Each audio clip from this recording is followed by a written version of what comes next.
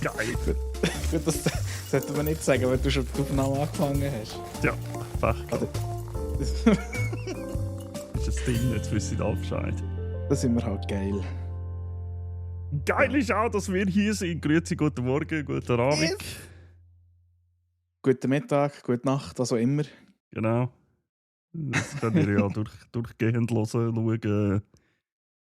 Für uns ist früh am Samstagmorgen um 10:30. Darum sind meine Augen noch so klein. Ich bin schon seit um 6:30 wach. Was? Ja. Es ist Ullen. Wochenende kann man brauchen, zum lang schlafen. Könnte ich mal ausprobieren. Ich weiß nicht. Mir ist morgen um 6 Uhr, sagt er einfach der innere Ullen, sagt so, Kollege, jetzt musst du aufstehen, jetzt musst du etwas machen. Stehe ich um 7 Uhr auf. Das Schlimmste ist, wirklich das Schlimmste ist, wenn die Idee kommt, ich liege noch mal hin. Weil dann schlafe ich und dann träume ich nur Scheissdreck. Okay, ja. I feel that. I feel that. Das sind immer die... Oder auch, ich habe diese Woche... habe ich mal so über die Nacht mega scheiße gepennt. Ich weiß nicht mehr, wann das war. Und dann habe ich am Mittag gedacht, genau am Dienstag, habe ich am Mittag gedacht, ich gehe mal schnell eine Stunde anliegen. Oh Gott. Alter, ich habe den weirdeste Shit geträumt. Ja. Ich bin aufgewacht und dachte, Alter, was läuft falsch? Was ist passiert? Ja, aber wirklich. Und vor allem nachher dann, je nachdem, also, hast du ein Powernap machen oder wirklich hast du einfach eine Stunde geschlafen? Nein, ich bin schon mit dem Gedanken an, okay, ich probiere jetzt mindestens eine halbe Stunde bis eine Stunde zu pennen. Okay, Weil ich habe gemerkt, ich habe viel zu wenig Schlaf gehabt in der Nacht. Ich bin richtig kaputt am Mittag. Okay. Und dann, ich habe das auch schon gehabt, dann bist du ins Nest. Also respektive machst du ein Powernap und hast den Wecker nicht gestellt und dann schlafst du einfach. Und dann hast du nachher den der Jumanji-Effekt. What year is it? Das ist die schlimmste. Ich weiss jetzt schon, wer sich genau wird jetzt drüber runterlachen. Dass du jetzt so etwas erwähnst. Okay. Es gibt da zwei Personen, die sind vielleicht ab und zu mit mir in einem Discord. Manchmal auch an einem Abend. Und es hat sich so ein Meme eingeschlichen, dass wenn ich sage, ich gehe kochen, gehe mir etwas zu Nacht machen, das sage ich ja in dem Fall bis in 2-3 Stunden wieder. Oh Gott. Ja. Weil es ist mir vielleicht mehr als einmal passiert, dass ich bin kochen, habe etwas zu Nacht gegessen und dann schaue ich meistens irgendwie vielleicht ein YouTube-Video oder vielleicht schaue ich eine Serie weiter oder so. Und je nachdem döse ich weg. Ja. Und es ist halt wirklich schon 1-2 Mal passiert, dass ich dann irgendwie so nach 2 Stunden wieder zurückkomme. Dann hat es immer geheißen, bist du wieder eingepennt? Und du so, ja. Und ich so, vielleicht, das kann sein. Hey, aber sorry, das ist meine ehrliche Meinung. Ich finde das so etwas Gemütliches, wenn du so auf dem Arbeiten heimkommst, dir etwas zu essen machst, dann hast du irgendetwas Warmes im Ranzen und nachher dann schaust du irgendetwas, hörst irgendetwas und dann machst du so schnell. Ja, Genau. dann braten sie die einfach weg. Genau, so wie ein alter Manu halt, bös gesagt. Ja. I have my job done, leave me. Genau. Leave me dying here, please. Genau. Oh Mann. Ja, aber das passiert mir auch immer wieder. Einfach so das gemütliche. Vor allem, das Schlimme ist, wenn irgendwie draussen heute ist es wieder mega kalt draussen. Mhm. Hat sogar geschneit die letzten paar Tage. Damit man sieht. Übrigens, wir haben März, Ende März. Ja. Und eben, dann bist du so im Kalten draussen, nachher kommst du so ins wohlig Warme rein. Ja. Du machst automatisch noch ein bisschen mehr so den, Voll. so das Einmümmeln. Ja. Ich habe gestern gedacht, genau wie du jetzt erwähnst, wegen Schnee und so, März. Ich dachte, sollen wir echt unseren Jingle kurz mit einer KI ein bisschen bearbeiten und so so Weihnachtsklingeli und so noch drinnen arbeiten. So, ja, also anscheinend haben wir jetzt wieder Winter, Dezember, so Weihnachten.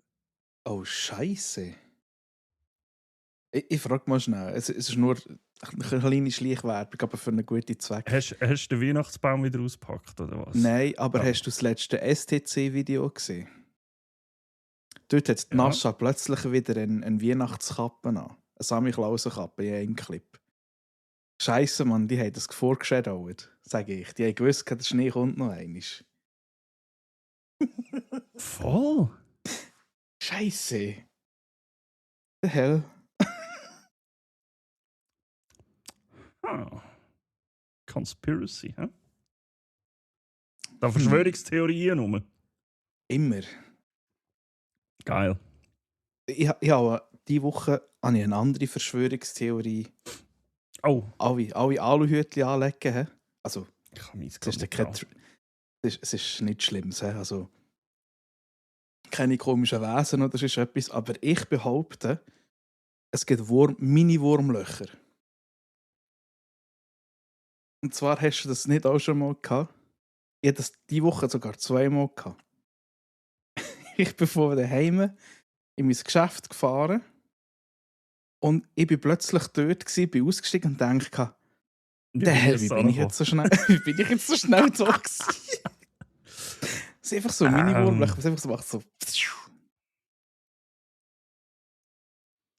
Nein. Nicht. Jetzt etwa die im Fall. Muss ich mir Sorgen machen? Nein, ich wollte jetzt hier nicht irgendwie wissenschaftlich werden, aber durch das, dass ich mich ein bisschen für das interessiere, für so Zeugs, lässt mein Kopf nicht zu, an so etwas zu glauben. Gut. Gut. Weil das würdest du noch in einem ganz anderen Ausmaß merken.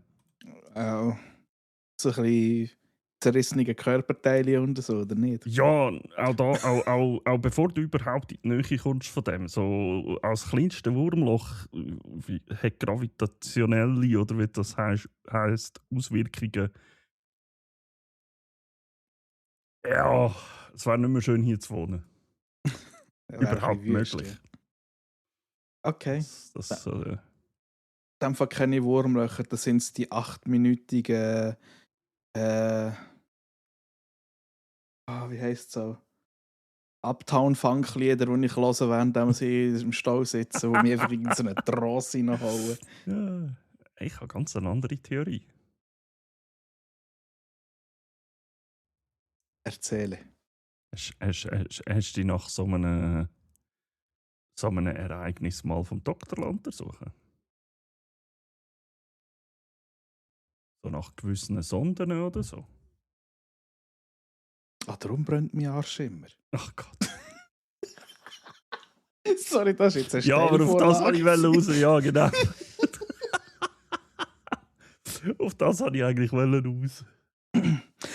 Vielleicht ist es auch das. So, der letzte Befehl, den ich überkomme von oben ist, gang ins Geschäft. Weil nachher bin ich in diesem faradäischen Autokäfig drin und komme keine Signal mehr über von oben. Darum ist einfach alles, was in deinem Auto innen passiert, einfach. Ich kann es eigentlich viel simpler sagen, dass du einfach entführt wirst, wenn du aus der Tür rausgehst und das Geschäft wieder abgesetzt wirst. Aber okay, dieses lassen wir auch gelten, das ist gut. Ach du Gott. Okay, ich will uns alle Hütchen wieder absetzen. Ja, wieder abgesetzt, gut, danke. Ah, Meine hey. Güte. Schon Folge 24 in der 3. Staffel. Ja. Nein. Doch. Mal. Ja. Also, gut, wir haben ja nicht 24 Folgen in Ja, der 3. Staffel. das habe ich mir das letzte Mal überlegt, ob wir unsere Folgenbenennung mal ändern. Es ist die 24 Folge overall, aber wir sind in der 3. Season. Genau, so. richtig. Ja. Und die Season ist ja bei uns pro Jahr. Genau. Immer von Brunch zu Brunch. Von Bruch zu Bruch, genau. Das ist geil. Das ist geil. Nein, also, jetzt haben wir schon wieder irgendwie 10 Minuten geschnurrt. Ich hoffe, euch geht es allen gut. Wir freuen, dass ihr alle da oder ja, jeden Einzelnen halt zulässt, zuschaut, wie auch immer. Mhm.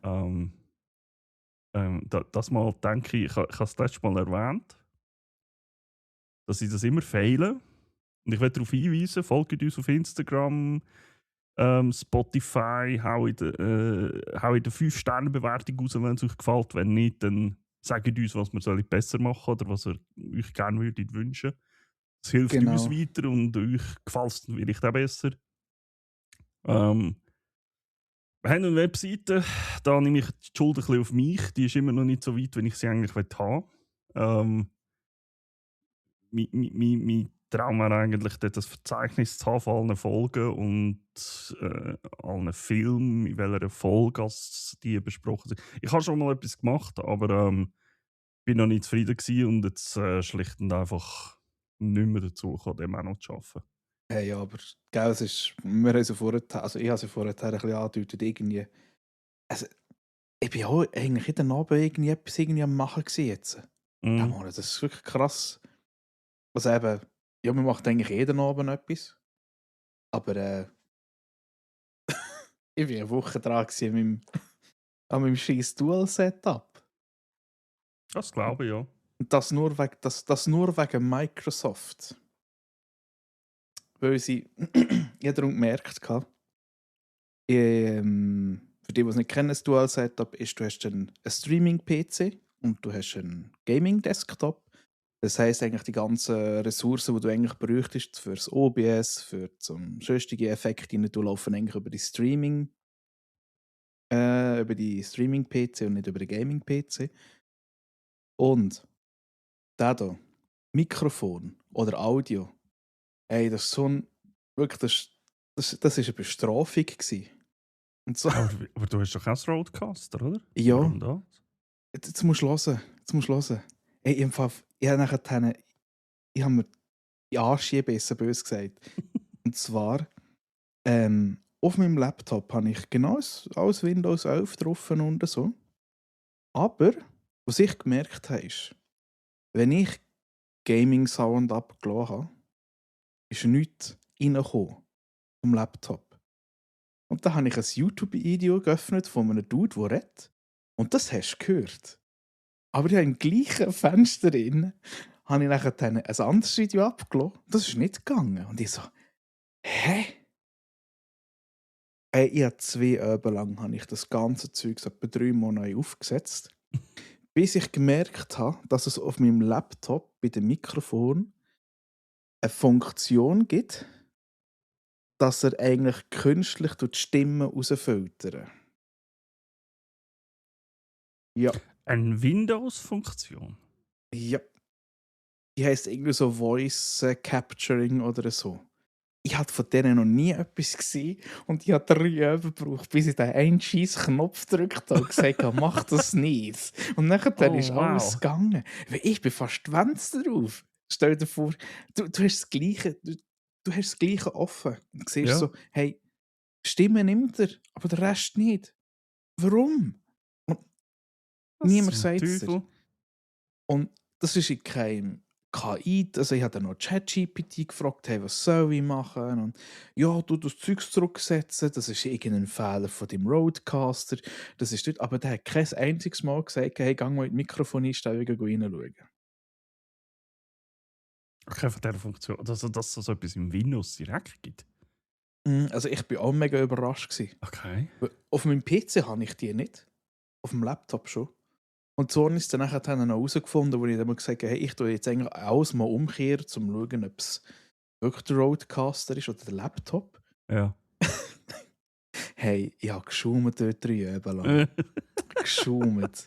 Hey, das fühle ich. So Scheissprobleme. Wenn du die ganze Zeit musst. Ah, Ja. das kann ich sehr gut nachvollziehen.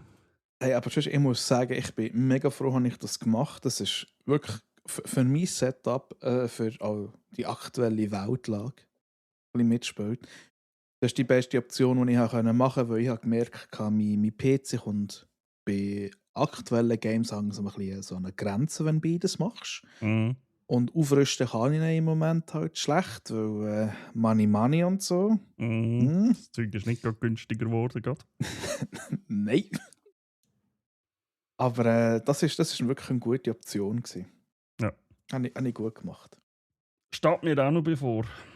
Sobald ich den neuen Laptop dann vom Geschäft bekommen habe, wird der andere umfunktioniert in eine Streaming Station. Ja. Ich meine, es ist jetzt nicht unbedingt nötig,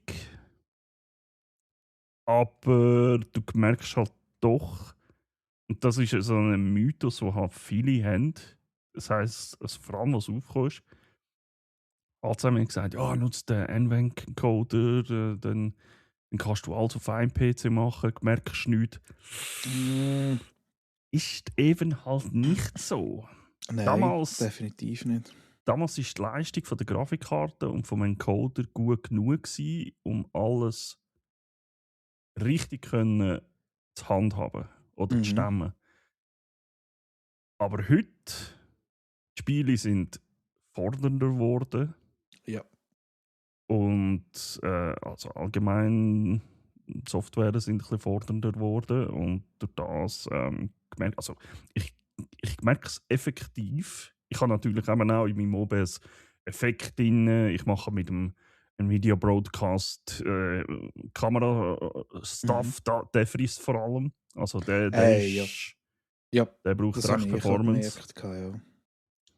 Und sobald ich das alles einschalte, und das merke ich zum Beispiel immer am besten im Star Citizen, ohne Stream, wenn das Spiel an sich gut läuft, Ja. habe ich so gut wie kein Performance-Problem. Das Teil läuft flüssig, es ist richtig geil zum Spielen. Alles. Schalte ich den Stream an, schalte ich einen Video-Broadcast an und alles. Bruder, ich merke es gerade instant 20, 30 FPS weniger. Ja. Nur wegen dem. Vor allem, was ich auch finde, es ist so ein bisschen dankbarer, wenn du dann auch willst, Grafikeinstellungen machen an deinem Game. Weil jetzt ist es so, wenn du ja das Spiel am Laufen hast und sagst, hey, ich will irgendwie schnell Grafikeinstellungen anpassen. Und dann kommst du plötzlich so von Medium-Grafik kommst du plötzlich auf Ultra und drückst dann annehmen. Dann stürzt einfach die ganze PC ab. Okay, nein, das habe ich bis jetzt noch nicht gehabt. Aber Das ist mir mal bei Helldivers 2 passiert. Da habe ich irgendwie gesagt, hä, ja komm, wir probieren mal das und das aus. Das ist alles weg. Und ich so, okay, gut. Aber ja, es ist... das habe ich. Meine Grafikkarte ist dadurch nicht. Also ich meine, es ist immer nur die zwei beste. Gewisse sagen sogar immer nur die beste, aber Ja. ja, aber also meine. Ich habe sie auch schon an die Limite gebracht, das ist nicht das Problem, aber das habe ich jetzt noch nicht gehabt. Nein. Ja. Also nein, gut, ich habe... Meine ist schon ein bisschen älter, gell? 3070er. Und ja, also sie tut recht, aber einfach wirklich zusammen mit OBS gleichzeitig etwas machen, ist ein bisschen schwierig. Ja, klar. Aber so denke ich, habe ich eine optimale Lösung für mich gefunden. Ja, Bis voll. jetzt. Genau. Ja, im Moment, ich will eigentlich auch wechseln. Vor allem, wo du gesagt hast, du wechselst jetzt, habe ich gedacht, ich will eigentlich auch. Aber ich wollte jetzt nicht das ganze Zeug aufsetzen. Also ich brauche den Laptop halt zum Arbeiten im Moment immer noch. Ja, eben, ja. Und dann müsst ihr immer so dumm hin und her wechseln und dann vielleicht gewisse Tools. Ich habe halt zum Arbeiten auch, also ein VPN-Tool zum Beispiel habe ich halt auf meinem Laptop. Und selbst Asus hat dort schon drinnen gefunkt, dass das einfach... Ich habe etwa einen Monat lang nicht herausgefunden, warum das mein VPN nicht mehr funktioniert. Ja. Bis ich irgendwo auf einen mega versteckten Reddit-Thread gekommen bin, wo einer gesagt hat, ja, da wegen der Asus-Dienst, dass die verhindern das Starten von dem und dem Service. Und ich so, Bro, das ist aber jetzt nicht euch Ernst. Hey. Hey, aber es gibt wirklich Applikationen, die machen da alles kaputt. Ja, einmal- Windows. Ah, gut, das ist eher Leidensgeschichte. Das ist so. Ey, ich Ja. habe vor 2 Wochen ich hab fast alles über den Haufen gerührt und Linux installiert. Eben, Ich würde es nicht machen und ich würde es auch niemandem empfehlen. Ich bin immer noch so weit. Aber irgendein Windows-Update hat mir den Wireless, also den WLAN-Treiber, von mir, also nein, wie soll ich das genau erklären?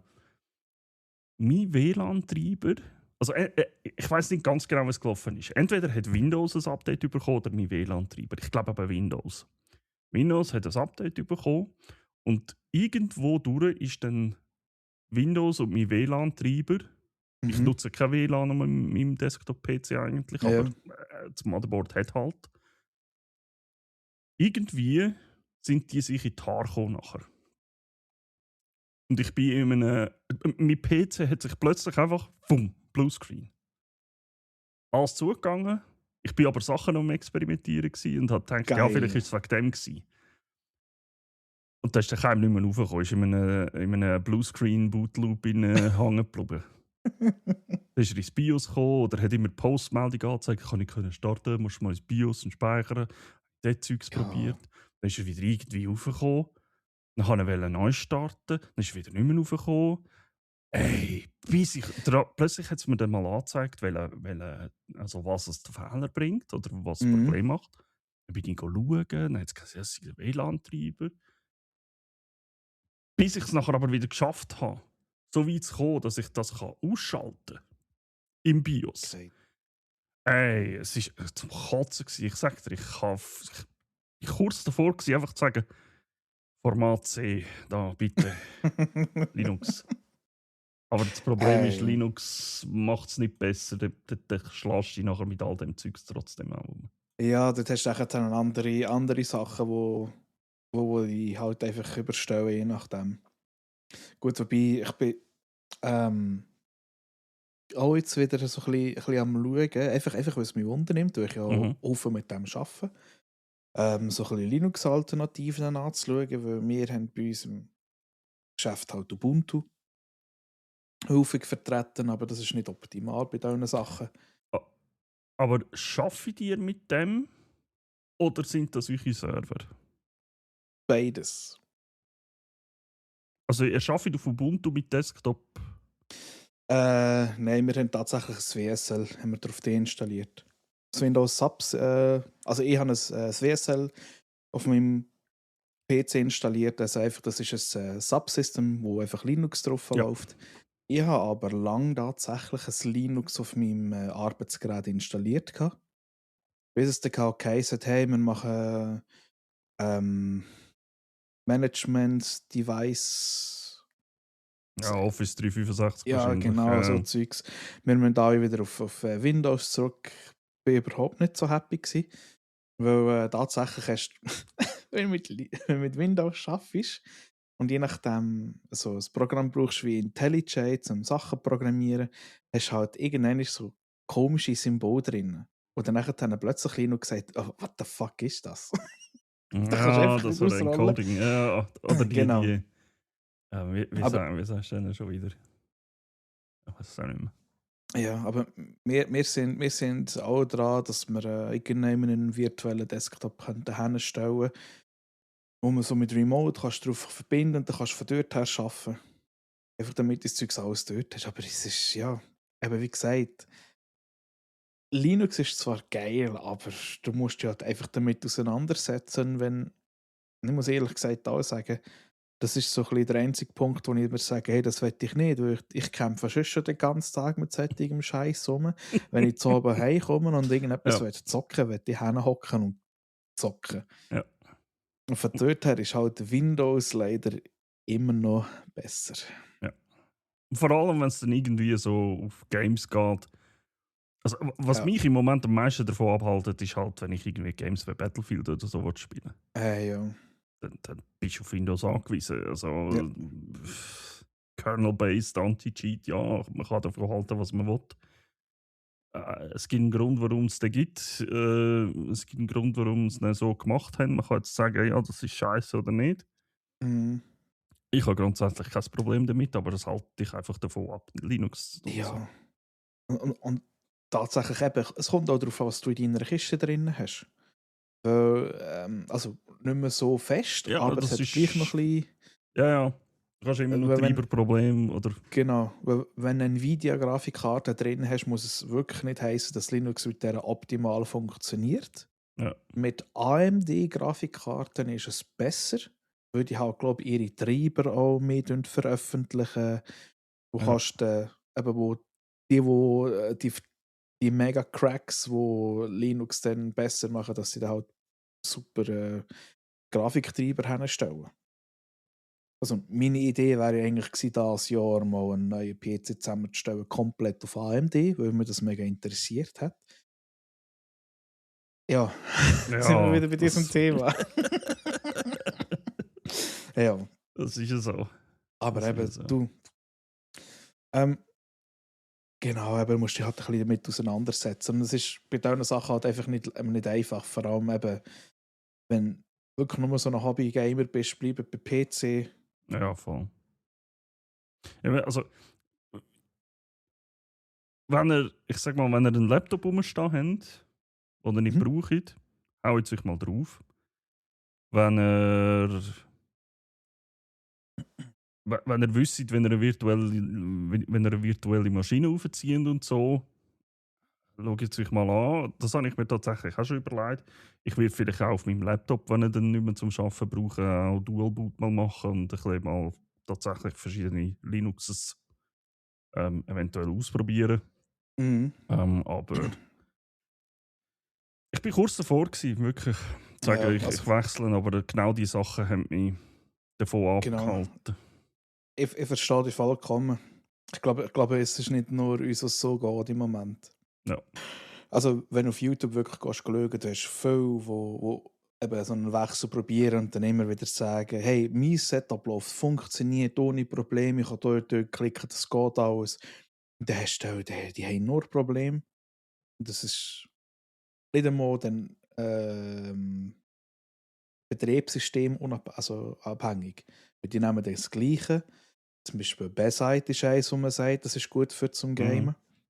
Und die gleichen Maschinen, sie installieren, beim einen geht es und beim anderen hat irgendwie Lampen. Aber ich Ja. glaube auch irgendwie, weil am Schluss eine andere Komponenten braucht. Ja. Ja. Hey, ja. Und als Streamer vergesse ich es eh. Ja. Also, vergesse es, wenn ihr Tools nutzen wollt, wie Stream Deck, Elgato. Also es gibt Möglichkeiten, wenn ihr eine Ja, Art Stream Deck Software, zum Beispiel auf Linux, es gibt so Arten Software. Aber da reden wir dann nicht davon, dass ihr irgendwelche easy Plugins für einen Streamer-Bot für was weiß ich alles könnt dort installieren und das dann als Knopfdruck auf genau. eurem Stream Deck könnt. Da müsst ihr alles selber machen. Ja. OBS ist die andere Geschichte. OBS, Streamer-Bot gibt es alles für Linux, soweit ich weiß. Aber geht nicht davon aus, dass alle Effekte und all das Zeug alles funktioniert dort. Also es ist einfach, also als Streamer würde ich es niemandem empfehlen, tatsächlich. Einfach. Aber ich darf sagen, ich habe einmal wirklich mal einen Stream gemacht von einem Mhm. Linux-Gerät, aber einfach nur OBS. Ich habe gesagt, hey, ich könnte das jetzt mal ausprobieren. Mhm. Das war noch in der alten Wohnung. Dort haben meine Freundin und ich, glaube Lego zusammengesetzt. Und weil ich keinen anderen Laptop hatte, habe ich gesagt, hey, ich tue jetzt einfach meine Kamera da dran hängen, da mal OBS drauf. Mhm. Hey, ich tue jetzt das einfach mal ausprobieren. Es hat super geklappt. Also, das war okay gewesen. Ja, aber eben, wie du sagst, auch andere Features. Eben Streamer-Bot wird, glaube ich, gar nicht unterstützt auf Linux. Es gibt eine Linux-Version vom Gibt es eine Streamer-Bot. Linux-Version? Okay, gut. Weil eben der letzte Eintrag, den ich mal gelesen habe, weil es mich eben noch interessiert hat, hey, soll ich meinen Laptop komplett auf Dings wechseln? Haben sie gesagt, ja, nein, es ist, glaube ich, nicht so geil. Oder es gibt keine unterstützte Version. Aber wenn du sagst, mittlerweile gibt es eine. Also ich weiß nicht, ob sie offiziell ist, aber ich habe das Ja, letzte Mal gesehen, dass irgendein ein Linux-Ding für den Stream-Bot rum genau. ist. Also von dem her, ja. Was halt auch ist, dass, wenn ihr euch mal so überlegt, hey, ich werde auf Linux wechseln, schaut aber wo wirklich die Betriebssysteme genau an, macht Unterschied, geht go Sachen lesen. Ja. Es gibt auch Linux-Distribution, Linux-Distributionssysteme, die werden von einem Dude die gemanagt. Bös gesagt, wenn der keine Lust hat, dann könnt ihr sie 2 Jahre in die Tonne rühren. Dann Ja. müsst ihr wieder irgendein anderes Betriebssystem nehmen. Ja. Ach, genau. Das ist halt so ein bisschen das Risiko. An Windows hast du halt einfach etwas Fixes. Genau. Ja, was halt so, ja. Ja, Ich meine, ich habe vorhin schon gedacht, soll ich meinen PC noch neu starten, weil er muss schon wieder seit ein paar Tagen, er will das Windows-Update installieren. ja. Aber ich habe gedacht, nein, das Das, mache ich jetzt nicht vor der Aufnahme, das mache ich dann vielleicht irgendwann nächste Woche. darum habe ich gestern mein ganzes Internet gewechselt. Yay! Aber man muss positiv sagen, wenn das stimmt, was ich in letzter Zeit gelesen habe, Microsoft ist dort ein bisschen am Umschwenken. Sie wollen Updates nicht mehr erzwingen. Wenn du sagst, hey, nein, ich will im Moment keine Updates installieren, dann erzwingen sie es nicht mehr. Ja. Und auch schon noch eins, zwei Sachen habe ich gehört. Aber das KI-Zeug soll sehr viel wieder rausgeschmissen werden aus dem Windows anscheinend. Ja. Da sind sie ein bisschen am Umschwenken. Finde ich gar nicht mal so bad. Ja. Vielleicht müssen sie. Vielleicht haben sie halt einfach irgendwelche Triggerpunkte, wo sie halt sagen, du bist nicht aktuell mit deinen Sicherheitspatches, also kommst keinen offiziellen Support über oder was auch immer. Aber Ja. Aber schlussendlich, ich meine, ich finde es nicht schlecht. Schlussendlich liegt das in der Verantwortung von dem, wo das Produkt hat. Ich meine, die oh Garage. Gott. Weißt, ich stelle mir es Ja. immer vor, wenn bei einem Auto Ja. die Garage oder der Hersteller zwingt dich, er kann bei gewissen Sachen, bei Mhm. Rückrufen, können sie zwingen, aber er zwingt dich jetzt auch nicht zu sagen, hey, du musst jetzt kommen zum Öl wechseln, weil du hast seit 50'000 Kilometern das gleiche Öl drin. Ja. Wenn du 100'000 Kilometer mit dem gleichen Öl, ist da wahrscheinlich irgendwann vielleicht nicht mehr viel rum. Aber mit dem, wo du fahren, dann fahr. Bist einfach selber schuld, wenn es nachher kaputt ist. Und das Gleiche Richtig, ja. sehe ich ein Stück weit am PC. Ja. Also eigentlich bei allen Geräten. Ja, Bei allen Sachen. Du absolut. kannst ja nicht rennen, wenn du selber die schuld bist, böse gesagt. Ja. Ja. Ja. Also, hey, Hat- wir haben eine halbe Stunde über Hardware und so geredet, die eigentlich überhaupt nichts mit unserem Podcast zu tun hat. Das Finde ich ist so geil. gut. Das ist Finde ich so super. gut. Oh. Finde ich richtig gut. Hey, aber auch das gehört ein bisschen zum Nerditum dazu. Aber das ist immer, Absolut. das sind immer so schöne Einstiege. Ja. Genau. Haben wir schnell wollen dem Comments anschauen. Wir haben, glaube ich, nur 2. Aber einen finde ich mega cool. Der ist auf Podcast vom Sauron der Dritte. Ich Ja. weiß nicht, ob du den kennst. Nein, ich weiß nicht, wer es ist, aber ist auch egal. Sauron ist schon mal gut. Genau. Vor ein paar Jahren hat es bei Guild Wars, also er hat geschrieben, weil wir in den letzten Mal haben wir so ein bisschen geredet über MMOs und dass wir mal einfach den Guild Wars 2 ausprobieren. Wo ich von meinem Cousin auch die Empfehlung bekommen habe, er kennt, also mein Cousin, seine Freundin, spielt auch exzessiv Guild Wars. Und wenn wir mal irgendwie einen Ankerpunkt brauchen, können wir bei ihr anfragen. Mhm. Wer sie für den? Und der Sauron der Dritte hat geschrieben, vor ein paar Jahren hat es bei Guild Wars mal einen Reimwettbewerb gegeben. Und ich habe unerwartet gewonnen. Hallo. Jetzt steht seitdem eine ungeöffnete Statue in meinem Keller. Oh Gott, ja, ich kenne das. Okay. Ich habe so viel Shit rumstehen, den ich nicht kann, weil ich einfach zu wenig Platz habe, den ich nicht aufstellen kann. Ich habe sie in den Keller oben gestellt. Ich habe irgendwie so eine, ich weiß nicht, 30 cm grosse oder so Figur von der Rüstung vom King Lane von World of Warcraft. Sieht hure geil aus. Aber ich habe einfach keinen fucking Platz. Wenn ich da in mein Regal schaue, stehen dort irgendwie vier Assassinen. Es steht ein Dude von wie hat es geheißen? Dark Souls. Es steht ein Lara Croft dort. Es steht Nathan Pierce dort. Es steht eine Statue von ist das Moria gewesen? Echt? Ist das Herr der Ringe? Ja. Nein. Nein, das ist Elder Scrolls Collector's Edition gewesen, stimmt. Elder Scrolls Online Collector's Edition Figur steht dort oben. Ich kenne das Problem, dass so Statuen dann in den Keller runterwandern. Das Hey, wollte ich aber eigentlich nur ja, es damit ist ja so. sagen. Aber ey, Geil. was ich mega cool finde, ist, vor allem, der Comment ist vor 4 Wochen gekommen. Also, Ja. der hat das eigentlich gerade geschrieben, wirklich, nachdem Ja. wir das released haben.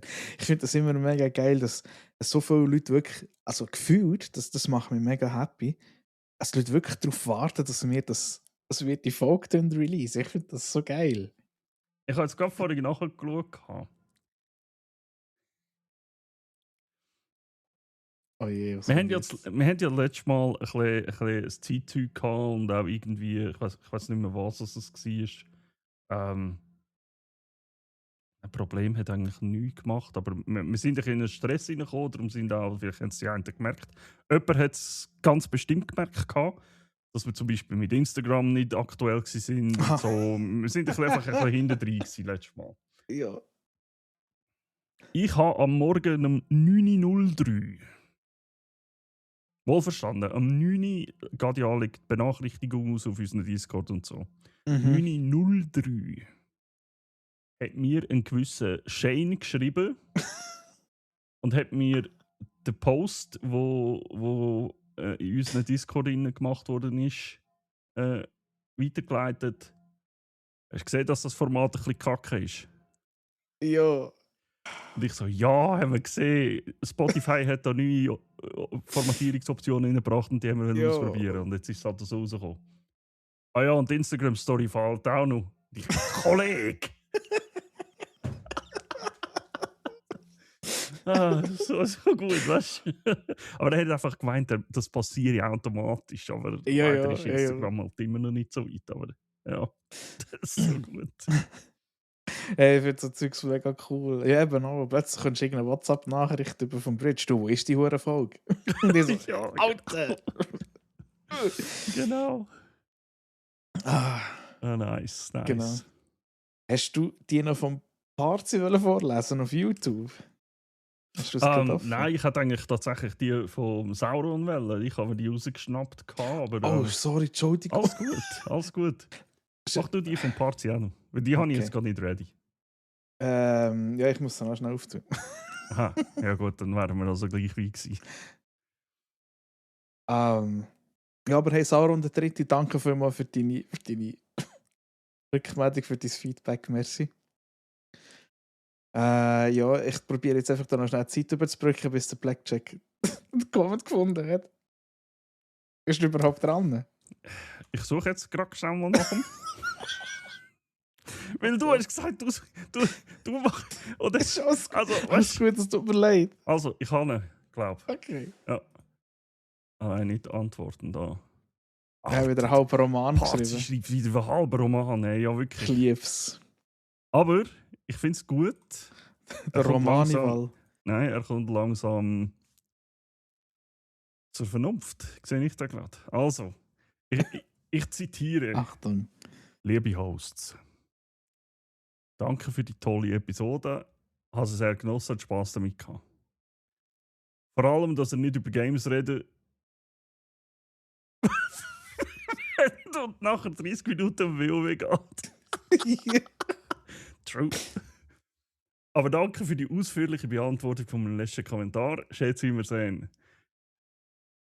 Ich glaube, dass einem Gods of Egypt gefällt, ist kein Hottech Blackjack. Der ist nice. Was Percy Jackson-Serie anbelangt, fühle ich voll mit. Weiß auch nicht, was ich davon soll halten, aber ist schon noch nice irgendwie. Genau. Aber man gehört sagen, Percy Bücher haben den gleichen Impact gehabt wie Harry Potter. Harry Potter. Der Harry Peter. Harry Potter Bücher auf unsere Generation, einfach auf die Generation nach uns. Okay. Also für mich sind die Bücher, ich habe gewusst, dass es Bücher gibt, aber dass sie so einen Impact hatten wie die Harry Potter Bücher. Ich glaube, die sind früher wahrscheinlich schon noch recht krass gewesen. Gut, ich weiß halt nicht. Ich meine, ich führe ja auch das hure Mythologie-Zeug. Ja, aber ich meine, bei uns, wo die Harry Potter Bücher gekommen sind, das war ja wirklich das Ding gewesen. Ja. Da ist ja wirklich Monate und Jahre immer wieder, wenn ein neues Buch kam, ist die Welt in Aufruhr gewesen. Ja. Und das habe ich aber bei Percy Jackson Büchern, aber vielleicht, ich habe es halt nicht mitverfolgt, aber ich habe das dort halt nie so mitbekommen. Dass das auch irgendwie so war. Man hat nie irgendwie gross in den News gelesen, ja, noch einen Monat und dann kommt das neue Percy-Buch und so. Und ja, weiß auch Ja. nicht. Aber ja, er hat auf jeden Fall geschrieben, er hat alle gelesen vor 1 bis 2 Jahren und sie seien noch gut gewesen. Er denkt aber auch, er sei die falsche Altersgruppe. Darum hat es bei ihm auch nicht so einen Impact gehabt. Ja. Apropos Impact. Ullen liest endlich das Wort Silmarillion, sonst gibt es Alcival. Ausser Ja, meine ist bärtigen WoW-Enjoy wird. Wir lieben euch. Greetings Partyval, aka nicht Sterbewahl. Und jetzt kommt das, was ich eben sage, er sieht es langsam, aka bald Sterbewahl. Ja. aka, ich hoffe, nächster Stream tot, Sterbewahl. Danke vielmals an Romanival für den Roman, den du geschrieben hast. Genau. Nice. Dein Name ist so vielseitig. Ja, Finde wirklich. ich gut. Die vielseitige Wahl.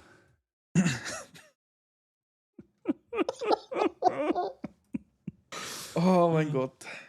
Ich glaube, das Clips schneiden das mal wird relativ einfach. Ja, gut. Nicht so schwierig wie das letzte Mal. Nein. Also, kommen wir noch 40 Minuten zum eigentlichen Thema von dem Podcast, würde ich sagen. Vor allem, weißt, jedes Mal haben wir am Anfang das gleiche Thema. Hey, ich glaube, heute wird voll kurz. Ja, wirklich. Aber wir müssen schon irgendwie Zeit füllen, keine Ahnung. Yes. Faro, JC Faro, du wirst immer genug Zeit haben, uns zuzuhören im Gym. Also, das wird, glaube ich, nicht das Problem sein. Genau. Hey, ja. So, mit was wollen wir anfangen? Wir haben ja eine sehr gute Aufstellung. Du hast ja, glaube ich, gleich viele Serien geschaut wie ich. Und ich habe gleich. Du hast gleich viele Serien geschaut wie ich Filme. Und ich habe gleich viele Filme geschaut wie du Serien. Ja, richtig. As usual. Ja, bist gerade in Redelaune, dann darfst du anfangen mit der Serie. Also gut. Ich fange mit einer an. Die habe ich das letzte Mal schon erwähnt, dass ich die endlich geschaut habe. Und zwar habe ich die 2. Staffel von Punisher geschaut, sprich, ich habe die Serie fertig geschaut. Ich finde es schade, dass es noch 2 Staffeln gegeben hat. Aber auf eine Art auch verständlich, weil man hat schon in der 2. Staffel gemerkt, es ist ein bisschen. Ja, was willst du jetzt noch mehr aus dem rausholen? Ja. Irgendwie, ja, willst du nur eine Story aufbauen darauf, dass er andere beschützen will und oder ich meine, das Rachethema ist so ein Stück weit durch nachher, aber trotzdem nicht und darum, ich verstehe es, warum sie nur 2 Staffeln gemacht haben, aber ich finde es schade, weil der John Bernthal als Punisher ist meiner Meinung nach der beste Punisher, den wir bis jetzt hatten. Ja. Ganz ehrlich. Ja. Wobei ich muss tatsächlich sagen, in der 2. Staffel hat es einen, und ich musste sagen, Alter, der Dude ist auch nicht schlecht. Ich sage nur 10 aus dem Kopf ziehen. Meinst du den Bösewicht als ich von der 2. Staffel? Ja. Ja, den habe ich aber auch aufgeschrieben. Also, Entschuldigung. Ja, ich nehme das mal vor. Also der Bösewicht von der Staffel 2, der religiöse Dude da. Am Anfang bin ich hure begeistert von dem. Ich habe gedacht, oh geil, das ist ein bisschen mysteriös und so. Und ist das ein bisschen die Badass-Attitüde, so im Sinn von, mache ich dir was erwähnt, ich verruhe mich alle irgendwie. Und ich könnte mir nichts. Und meiner Meinung nach, gegen Schluss an, hat er aber viel zu schnell aufgegeben. Das ist eigentlich irgendwie so zack, hat er seine Meinung geändert und fertig. Ja. Und da muss ich sagen, Ja. das ist, wenn du so auf einen Ferrari fährst und so bei 130 ist er abgeriegelt. So, ja, toll. Wow. Ja. Dass der Ähm, Charakter ein bisschen mehr hätte vergeben, ja. ja, vor allem am Schluss einfach. So, der Schluss Mhm. hat einfach mehr sollen sein, finde ich. Was ich absolut Quatsch gefunden habe, dass sie den Bösewicht vom ersten Teil, also den Russo, nochmal reingebracht haben und eigentlich am Leben gelassen haben. Das war der, der zuerst sein Freund war, Stimmt, mit ihm im ja. Militär war und dann sich eigentlich auch gegen all das gewendet hat. Ja. Ja, aber ich glaube, er hat doch dann eigentlich mehr oder weniger einen Gegenracheakt gestartet gegen ihn. Ja, genau. Er Ja, hat das habe ich eigentlich auch dann völlig... den Frank Castle fertig machen. Ja. Genau, ja. Da habe ich auch nicht so inspirierend Also vor allem, gefunden. es ist einfach so vor allem auch die Geschichte vom Russo mit der Ärztin, das ist so, warum ist jetzt die Story genau, also warum ist der Geschichtsstrang um, der dreht so nichts Ja. zum eigentlichen Problem, wo der Castle, die Jugendliche da, ich weiß jetzt den Namen nicht mehr von der, und die gegnerische Fraktion, das hat so nichts mit dem zu tun. Das ist einfach so, wir müssen es ihn nochmal bringen, weil er das letzte Mal dabei war und er hat jetzt das Problem. Wenn sie den hätten sterben lassen, Wäre viel effektiver gewesen, glaube wäre effektiver gewesen, aber sie hätten wahrscheinlich anders müssen dazu bringen, weil es halt immer so Füller war. So, ja, der macht jetzt das nebenbei und durch das können wir jetzt da auch noch 10 Minuten von dieser Folge brauchen. Ja, so. das stimmt schon, ja. Aber meiner Meinung nach hat es das einfach nicht gebraucht. Ja. Hat nichts zu der Haupthandlung beigetragen. Ein grosses Aber. Stimmt. Ich bin sehr gehypt. Ja. Als ich den Trailer bei dir gesehen habe, habe ich auch gedacht, what? Ja. Und zwar nicht nur wegen dem, allgemein. Ich bin sehr gehypt, dass Marvel The Punisher und weitere Defenders das Jahr zurückbringt. Defenders, für die, wo das Wort jetzt nicht so im Marvel-Jargon nicht so ein Begriff ist, von den Defenders, Netflix hat ja auch so eine Kurzserie gemacht, wo Marvels Defenders geheißen hat. Damit ist gemeint Daredevil, Jessica Jones, Luke Cage, Iron Fist, so die Truppen eigentlich. Das zum Beispiel, und die hat ja jetzt tatsächlich gerade jetzt diese Woche gestartet, die neue Staffel von Daredevil. Weiß es nicht, sie hat noch irgendeinen Subtitel oder so. Aber die neu weitergeführte Serie hat man ja in einem Trailer gesehen, kommt Jessica Jones auch vor. Wieder. Und ich finde das mega gut. Das sind Charaktere gewesen, wo ich habe die Serie gefeiert, Jessica Jones, Luke Cage, das ist richtig gut gewesen, finde ich.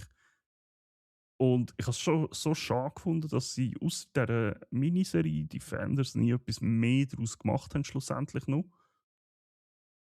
Aber ja, ich bin gespannt. Vielleicht bringen sie ja noch, weiß auch nicht, vielleicht bringen sie auch den Iron Fist mal zurück. Glaube ich zwar nicht, aber vielleicht der Luke Cage. Who knows? Das ist, glaube ich, allgemein nicht so gut angekommen, oder? Der Iron Ja, Fist. ich habe ihn gefeiert. Aber ich bin ein bisschen ein Sucker für alles, was Martial Arts, so Kampfzeug, so Kung Fu oder weiß ich was. Da. Please give it to me. I will like it. I will like it. Sehr gut. Genau. Ey, willst du gerade noch eine weitere machen dann? Außer du wärst schon fertig. Mama, nein, ich mache gerade noch eine, ja. Passt so ganz ein Stück weit ins Gleiche rein. Ich habe Staffel 3 von The Night Agent geschaut. Hat so ein bisschen Geschichte, die im 1 angefangen hat. Die zweite Staffel war nicht so gut irgendwie, habe ich das Gefühl gehabt. Aber sie hat so Geschichtsstränge wo halt wirklich offen geblieben sind über all die Zeit, abgeschlossen. Auch Sachen aufgeklärt. Ähm, ich habe sie recht stabil gefunden. Besser als Staffel 2 wieder. Ähm, wenn ich damals schon bei Staffel 2 gesagt habe, also wenn er irgendwie so Tom Clancy, Jack Ryan und so, dass ich ein bisschen gerne geschaut haben, wenn das so ein bisschen euer Agentenstil ist, so ein bisschen mit Action, aber auch ein bisschen ähm, mit Rätseln, kann ich euch die Serie The Night Agent tatsächlich ans Herz legen. Ich finde das eine ganz gute Serie. Schaue immer wieder gerne. Schnell, ich glaube, ich habe das schon mal gefragt. Heisst es Nacht oder Ritter? Night. Nacht. Nacht, okay. Es ist Ja, also immer nach Night Agent suchen, nicht nach ja genau. Knights wie der Ritter. Genau.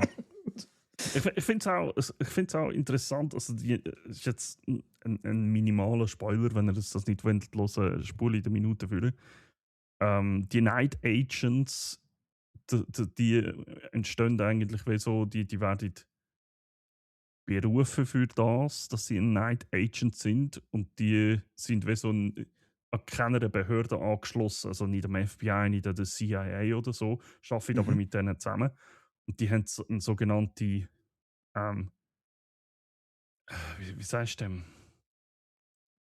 Ja, es gibt eigentlich einen Anlaufspunkt, wo sich die nur melden können. Okay. Und ich finde, das Konzept finde ich einfach mega cool, wirklich.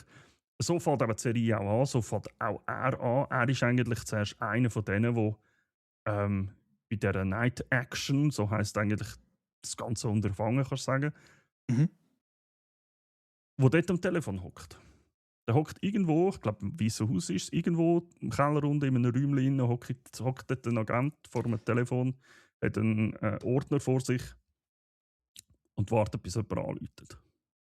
Dann läutet einer an, sagt das Codewort Night Action und jeder Night Agent Mhm. hat wie so eine Sicherheitsphrase, so Wörter, die er dann muss sagen. Dann läutet er an Night Action, ähm, Controller, Smartphone, Birne, Budapest. Und der andere Okay. muss nachschauen im Ordner rein, zack, zack, zack. Okay, ja, das gibt's. Dann sagt er das Codewort und dieser muss es bestätigen wieder und so. Hure geil. Und dann kann er zum Beispiel requesten, hey, ich muss sofort abgeholt worden, da in Budapest, dort und dort die Ecke. Und Okay, dieser, das ist ja, aber ist okay, wird geil. gemacht. Ey, ich habe das richtig gefeiert. Und so fängt es eben an. Er ist zuerst einer von denen und wird nachher dann aber zum Night Agent, der halt draussen agiert. Und Okay. ja, also wirklich, aber wenn er so ein bisschen Agentenzeug, Jack Ryan vergleiche ich immer gerne von Tom Clancy, wenn er das gerne schaut, dann schaue ich Night Agent. Ja, Geil. genau. Yes, das sind meine zwei. Jetzt kannst du mal eine von deinen zwei. Wenn wir über die schwätzen, die ich jetzt endlich mal geschaut habe, wo du eigentlich schon zweimal hast wollen erwähnen. Ah, die, wo du, ja, wo du mir Okay, geschrieben hast. genau. Ich bin endlich dazugekommen und habe Fallout Staffel 2 geschaut. Und ich habe geschrieben, die Serie ist mehr als nur Okidoki. Hey, ich weiß nicht, aber ich finde immer noch, das ist für mich bis jetzt immer noch die beste Game-Adaption, die es gibt. Im Moment. Aktuell. Für mich. Also ich wüsste Ja. nicht, wo irgendwie gleichgestellt wäre. Hey, das hat so viel Charme drin, es hat so viel Fun drin. Tatsächlich auch viel mystisch sitzt im Moment, weil du Mhm. weißt ja immer noch nicht genau, was dort abgeht. Und ich frage mich, wie lange es noch geht, bis die grosse Bombe platzt. Aber du lernst immer ein bisschen mehr über die ganze Geschichte dort kennen, wie das funktioniert und wo sie herkommen. Weil ich glaube, die zweite Staffel, also vor allem von den Hauptcharakteren, die spielt mehr in Vegas. Mhm. Für die, die es nicht kennen, Fallout New Vegas. Fallout 3 New Vegas ist, soviel ich weiß, eigentlich der beliebteste Teil, den sie bis anhin gemacht haben. Und ja, Ich habe so geil gefunden, wo gewisse Figuren vorgekommen sind. Wie zum Beispiel die Römer. Ja, die sind so gut gewesen, ey. Hey, das Die ist sind so so gut kaputt gewesen. gewesen. Und ich muss aber ehrlich gesagt sagen, ich habe mich richtig gefreut, für einen Schauspieler den da drinnen zu sehen. Ja, ich weiß, wer das meinst. Der Macaulay Culkin. Ja, Der kleine. Der Kevin. Kevin allein in New Vegas. Es ist um ihm umgegangen. Scheiße, wir haben in New Vegas Ja, liegen und dann genau. wieder zu so einem Die habe ich Römer. auch gesehen. Hey, da habe ich mega Freude gehabt. Er hat leider nicht so eine grosse Rolle oder ist nicht viel auf der Leinwand gewesen, aber Ja. es war cool gewesen, was er gemacht hat. Ich bin so gespannt, was dort noch passiert und die Effekte und alles sind super. Und vor allem, was ich halt einfach das Geilste finde, sie zeigen halt wirklich in vielen Belangen, wie das Spiel auch ist. Vielleicht magst du dich erinnern, Ja. es gibt einen Dude, der in der ersten Staffel am anderen den Doktor spielt. Der wandernde Doktor. Mhm. Und du siehst einfach, wie er so durch die Wüste läuft, easy ein bisschen Blümchen sammelt, nachher dann weiterläuft, dann wird er von einer riesigen Kakerlaken angefallen und wird fast gefressen und in der nächsten Szene ist er wieder so blutüberströmt am Rumhüpfen. Es ist aber genauso wie im Spiel. Du läufst ein bisschen nebenan, gehst ein bisschen Zeugs sammeln, wirst von irgendeinem Viech angegriffen und gehst dann weiter. Hey, dort hatte ich so ein Lachflash gehabt, weil ich gewusst habe, oh, das ist genau so, wie das Spiel auch ist. Ja, voll. Es ist so gut. Und tatsächlich, so sehr wie ich die Serie auch liebe, hasse ich sie noch. Weil ich habe unglaublich Bock, wieder mal das Fallout vorzunehmen. Ich Ja. habe so unglaublich Bock. Ja, jetzt hast du keine Zeit, ich weiss. Ja, Ja, das ist genau. blöd, ja. Blöd. So blöd. Ja, wirklich, also für die, das ist meine Meinung, für die das Spiel gerne haben, schauen die Serie, Mhm. die machen nichts falsch, aus meiner Sicht. Und es ist so gut. Es ist so gut. Ich komme jetzt aber mit zwei. Du hast jetzt sehr in den Himmel gelobt, was auch absolut okay ist. Ich Mhm. komme mit zwei Sachen, die mich aber ein bisschen gestört haben. Ja, tell it. Und zwar hat sich meiner Meinung nach die Staffel 2 extrem gezogen. In die Länge gezogen. Das ist einfach teilweise so. Du hättest so viele Sachen einfach können. Also es ist so. Warum habe ich jetzt das müssen schauen? Das hat nichts zu der Charakterentwicklung oder zu der Geschichte. Also, hä? Da muss ich dir recht geben, vor allem so ein bisschen was mit. Also, wahrscheinlich ist das Puzzleteil, das sich ein bisschen zusammensetzt. Aber Ja, es gibt die Geschichte, die in der Vault noch passiert. Das ist für mich jetzt auch so ein bisschen so, etwas, wo dazu gehört. Aber das hätten sie auch ein bisschen kürzen können. Also, ja. bin ich deiner Meinung, das ist so ein bisschen Dings gewesen. Hingegen das, was der andere macht, Das der, ist, der das ist aus der ja, Vault auch noch zusätzlich rauskommt, ihr das Vater. habe ich. Der, Der Sohn. oder, Der Sohn, also der Bruder von ihr. okay, das meinst du. Ja. Genau. Dass er nachher dann rauskommt, das habe ich auch noch okay gefunden. Mhm. Weil das sind eigentlich immer so kurze Bits, die du gesehen hast, die habe ich jetzt nicht so störend empfunden, aber habe ich müssen sagen, okay, du weißt so ein bisschen, was mir zum Plan gehört. Also dort ist irgendetwas immer noch am Umrudern. Mhm. Aber ja, also es hat schon da Punkte gegeben, wo ich musste sagen, ja, ein bisschen lang gezogen ist es teilweise schon. Und was ich ein bisschen schwach gefunden habe, aber ich weiß nicht, vielleicht ist das am Aspekt zu geben, dass es halt eine Spieladaption ist, ein Stück weit, ist Charakterentwicklung. Also, Schauspieler ist völlig okay.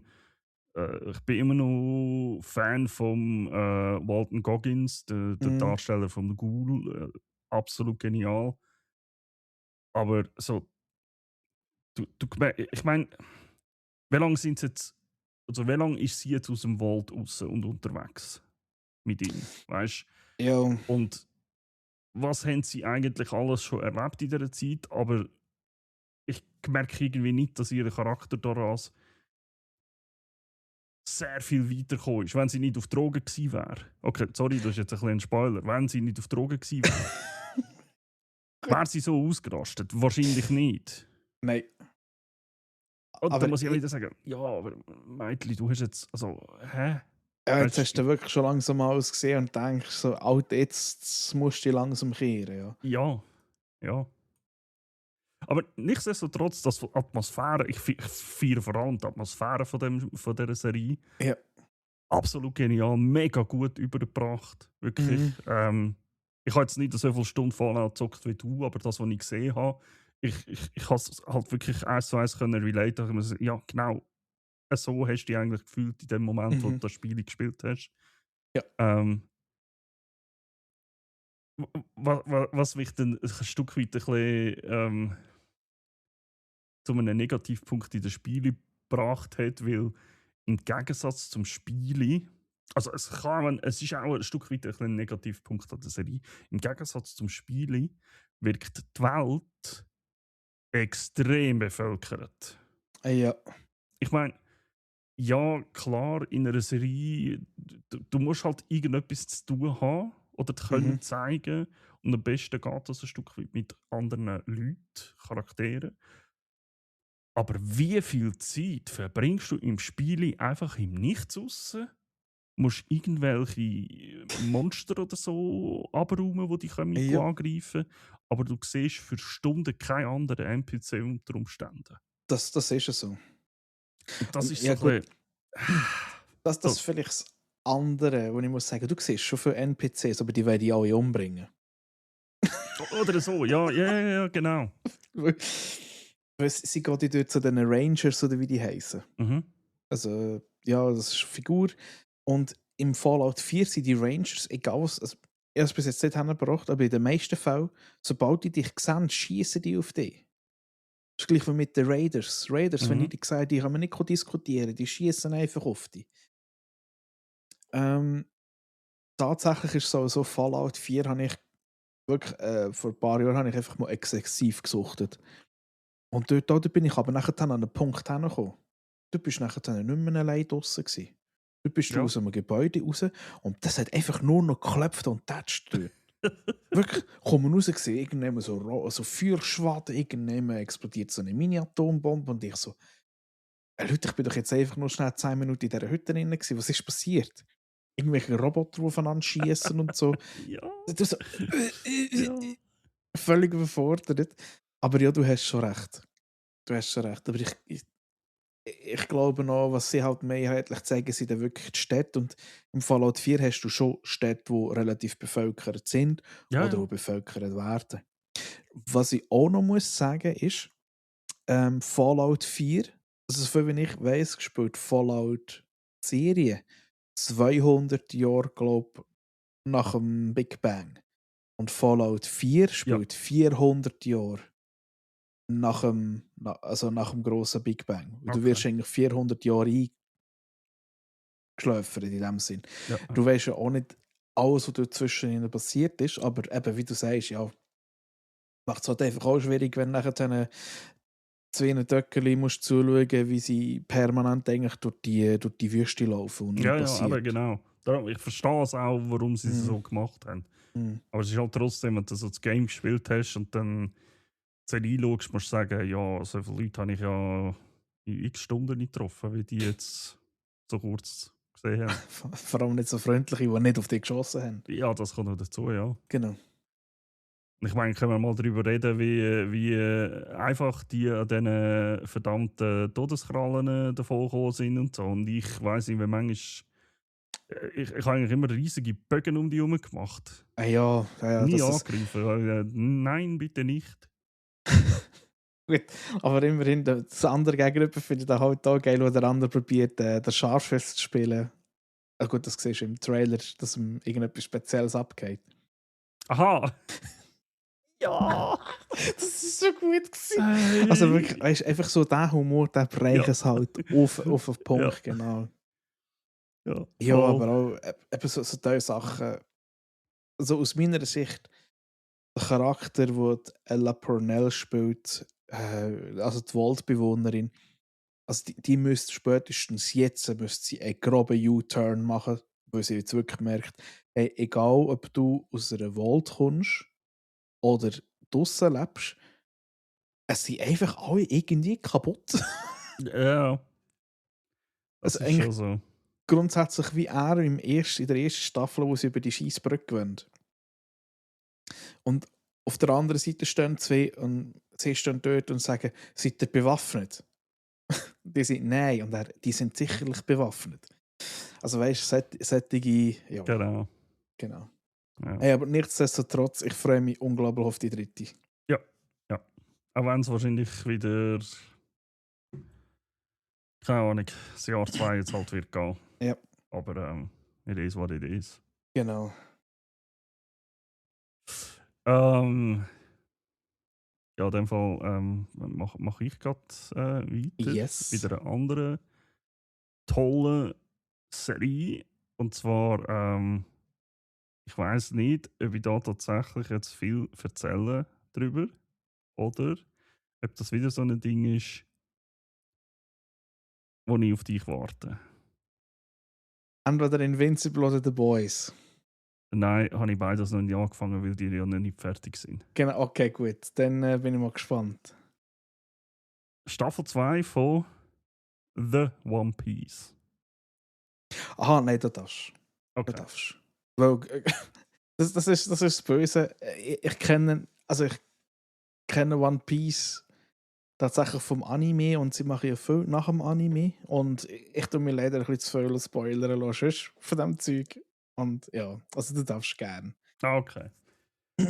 Also, aber ich kenne den Anime auch. Ich habe zwar nicht alles gesehen, tatsächlich nicht wirklich viel. Ich habe das letzte Mal schon angefangen, ich tue mich aber ein bisschen schwer damit. Aber als jemand, der erst wenig vom Anime gesehen hat, wie gesagt, finde ich die Serie einfach grandios. Ich finde sie vom das klingt jetzt so blöd, weil man weiß nicht, wie es gebaut wurde, aber vom Set und von all dem, von den Ortschaften, von den Locations, also wirklich mega. Der Cast ist absolut genial. Am Anfang hatte ich ein bisschen Mühe mit der Art und Weise vom Luffy. Yep. Aber ja, der Charakter ist halt so. Und der Schauspieler bringt es geil rüber.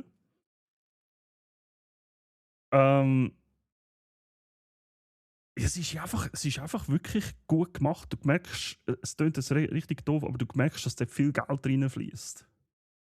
In dieser Serie.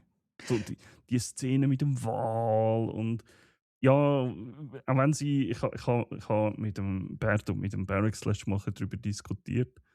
Und das sind ja so ein bisschen die Experten, was One Piece angeht, in meiner Umgebung, sage ich jetzt mal. Die haben natürlich schon, wenn du natürlich das schon seit Jahren schaust und das alles in- und auswendig kennst,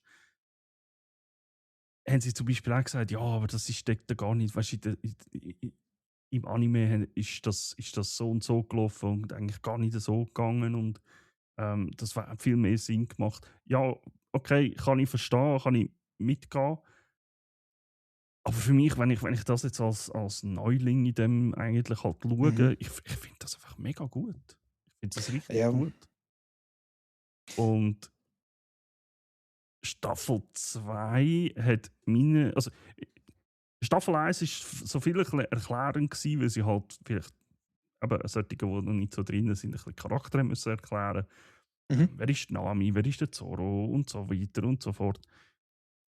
Staffel 2 hat für mich jetzt wirklich mehr Herz gehabt. Du hast viel mehr so ein bisschen auch, ich sage jetzt mal, Beziehungen unter den Charakter hast du ein bisschen mehr anfangen kennenlernen. So, hey, wie stehen die so zueinander? Oder so das, ich sage jetzt mal, so das Familiäre hast du mehr so rausgespürt. So, hey, die sorgen sich richtig umeinander und so. Das ist richtig etwas Festes. Und was mich fast ein bisschen, also jetzt, das ist kein Witz und das sage ich ganz offen, was mir fast zu einem Tränchen gerührt hat, ist die Geschichte um den Chopper und seinen Stiefvater. Die ist heftig. Und ich ha ein paar Tage nachher die englische Version, also einen Ausschnitt aus der englischen Version gesehen. Und dann müssen sagen, Gott bewahre, habe ich die nicht auf Englisch geschaut, weil dann wäre es wahrscheinlich passiert, weil im Englischen hat er noch ein bisschen eine andere Stimme, Yep. und noch ein bisschen anders überkommt, wo ich halt müssen sagen, hey Bruder, nein, das hätte ich mir nicht können geben. Das hat mich gebrochen gehabt. Aber Hey, schon jetzt auf Deutsch ist ganz tatsächlich. crazy. Ey. Tatsächlich ist das ein grossartiger Punkt von One Piece, finde ich, dass du vor allem bis zu einem gewissen Punkt auch von vielen Charakteren, die sie jetzt dort zeigen, also vielen eben von der Crew und so, oder so ein bisschen die Background-Story zeigen, was dort eigentlich so ein bisschen abgegangen ist bei denen. Und Ja, das ist halt etwas, das kann der Oda, der das gemacht hat, der kann das sehr gut. Der kann das sehr gut, so bis zu einem Punkt sagen, Alter, wo du einfach denkst, warte, wieso und warum ist da überhaupt so geworden? Und er macht das mega gut. ja. Ähm, und genau, also die ganzen, was ist früher gewesen, Stories oder eben so Zeugs. Storywriting von den Charakteren macht er sehr gut. Also vor allem, ja, ich will jetzt nicht gross sagen, was irgendein grosser Impact wäre. Aber bis zu einem gewissen Zeitpunkt, finde ich, macht er das sehr gut. Und nachher flacht es ein bisschen ab. Okay. Weil er aber auf ein anderes Augenmerk hat müssen legen, weil ich das Gefühl hatte, sonst wird das so riesig, dass es wahrscheinlich nochmal 20 Jahre weitergeht, bis er wirklich komplett fertig ist mit seiner Story. Und das haben ja alle Angst, dass der Schreiber eigentlich stirbt, bevor die Story Ja. wirklich fertig ist. Aber er hat ja anscheinend das Ende von One Piece im Meer versenkt. Und das ist ja, glaube ich, keine 2 Tage gegangen oder 3 Tage gegangen, bis es Community herausgefunden hat, wo. Ja, irgendwie Das so, ist so crazy. oder hat es irgendjemand, ja, also auf jeden Fall, das Ende ist irgendjemand geschrieben. Ich glaube, der Einzige, der es sonst noch weiss, ist, glaube irgendwie irgendein Mitarbeiter von ihm, der weiss es auch noch, aber sonst weiss es niemand. Ja, das ist schon Ja, klasse. ja es ist. Es ist aber auch, ich kann sagen, also ich finde das One Piece-Universum mega spannend, mega cool. Mhm. Das ist aber auch ein bisschen der Grund, warum man Serie irgendwie, also ich finde den Effekt, weißt, ich schaue noch ein bisschen YouTube-Videos und ich finde den Effekt cool, was sie machen. Ich finde noch schon Sachen, die sie machen, finde ich mega cool. Ich weiß einfach nicht, das ist so ein bisschen das, und genau das, was eben der Bert und der Barracks zum Beispiel haben. Ob ich über so viele Sachen könnte hinweg schauen, was sie im Anime gemacht haben, was sie jetzt in der Serie nicht bringen. Weil ich halt einfach muss sagen, hey, das hat für mich nur dazugehört. Weil dann Ja, wüsstest du vielleicht noch mal einen Schritt mehr. Und ich werde mich eigentlich bei so etwas Tollem, was sie wirklich gemacht haben, nicht wirklich darüber aufregen, hey, die Story ist jetzt nicht so akkurat.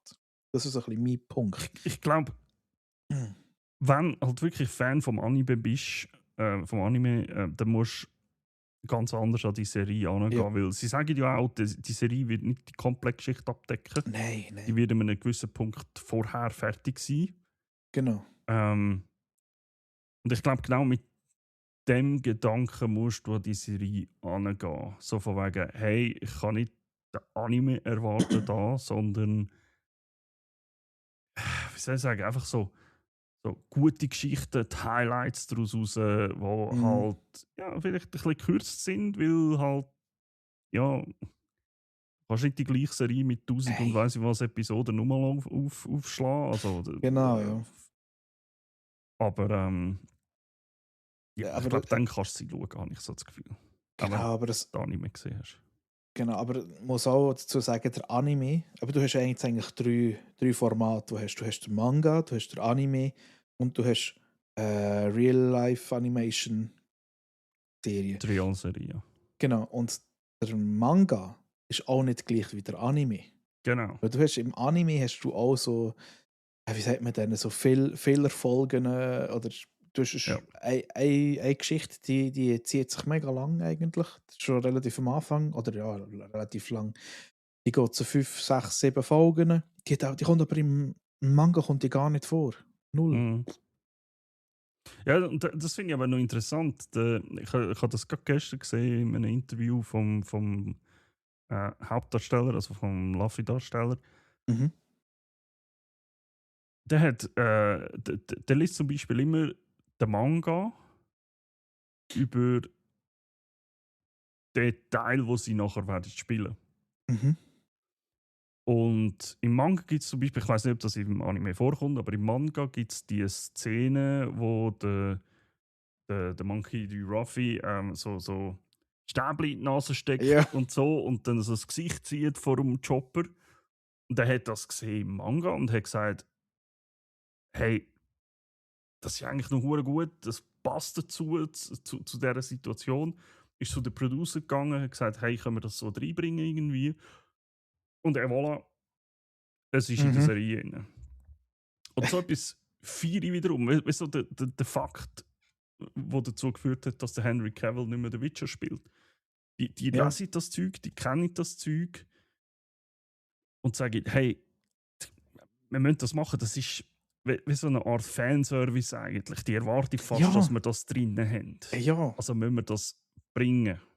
Das gehört dazu, zu dieser Aber Art und Weise, wie der Charakter ist und alles. genau, aber das ist ja eben das Geile. Das ist ja nachher dann das Mhm. Geile für die Zuschauer. Das Genau. ist das Gleiche wie der Sam Witwer bei Maul, wo der Crew sagt, warum hat jetzt der das Lichtschwert? Der hat das Lichtschwert nie gehabt, der hat das verloren. Wieso hat er es jetzt plötzlich? Es wird Ja. nie erklärt. Wir können es schon ihnen, aber dann müssen wir erklären, warum. Nicht einfach, da hat es wieder. Weil sonst, Dort ist es ein bisschen ein Abschweifer, aber dort finde ich immer noch das Geile, wenn er erklärt hat, wie es der Mal meditiert oder warum und so. es ist nicht der Maul, es ist der Starkiller. Weil er hat ihn auch verkörpert. Oder ist es Starkiller gewesen? Ja, es kann sein. Genau. Ja, genau, er hat ja beide Von Force gemacht. Unleashed, ja. Ja, das kann sein. So von wegen, ja, es kommt ja ein bisschen von dem und darum macht er das so und so. Und Genau, ja. hey, ich bin richtig, als ich das Interview gesehen habe, ich bin richtig Ja, drin gewesen. Ich denke, mega das gut. ist einfach so Zeug, wo nachher dann eben, und er hat ja auch schon irgendwie eben das wegen dem Lichtschwert, hat er gesagt, du, er hat kein Lichtschwert und so. Und nachher dann gehen sie zum Dave Filoni hinter und er sagt, du, der hat ja gar kein Lichtschwert mehr. Und der Dave Filoni sagt so, Scheiße, er hat recht. Und alle so, okay, der Schauspieler hat den Dave Filoni, der Star Wars Nerd, wie soll Ja. ich sagen? Genau, übernerdet. Aber so Zeugs macht es eben mega Spaß. Und wenn die Figur das macht, hey, noch so gerne. Ich glaube, das kommt denen nur zu gut. Ja, absolut, absolut. Hey, cool. Gut, ich muss in dem Fall aber noch eine. Die grosse andere lasse ich jetzt noch vorher ein bisschen aus. Ich komme zu einer sehr unerwartet gewesen. Ich glaube, du hast letztes Mal einen Westernfilm geschaut, wenn ich mich nicht täusche, über einen Westernheld, dargestellt von Terence Hill. Kann das sein? Ich bin mir nicht mehr sicher. Nein, letztes Mal habe ich.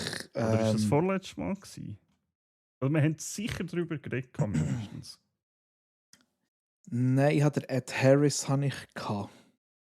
Ed Harris. Der Ed Harris, wo mit dem Viggo Mortensen zusammen eine Stadt säubert. Ja, stimmt.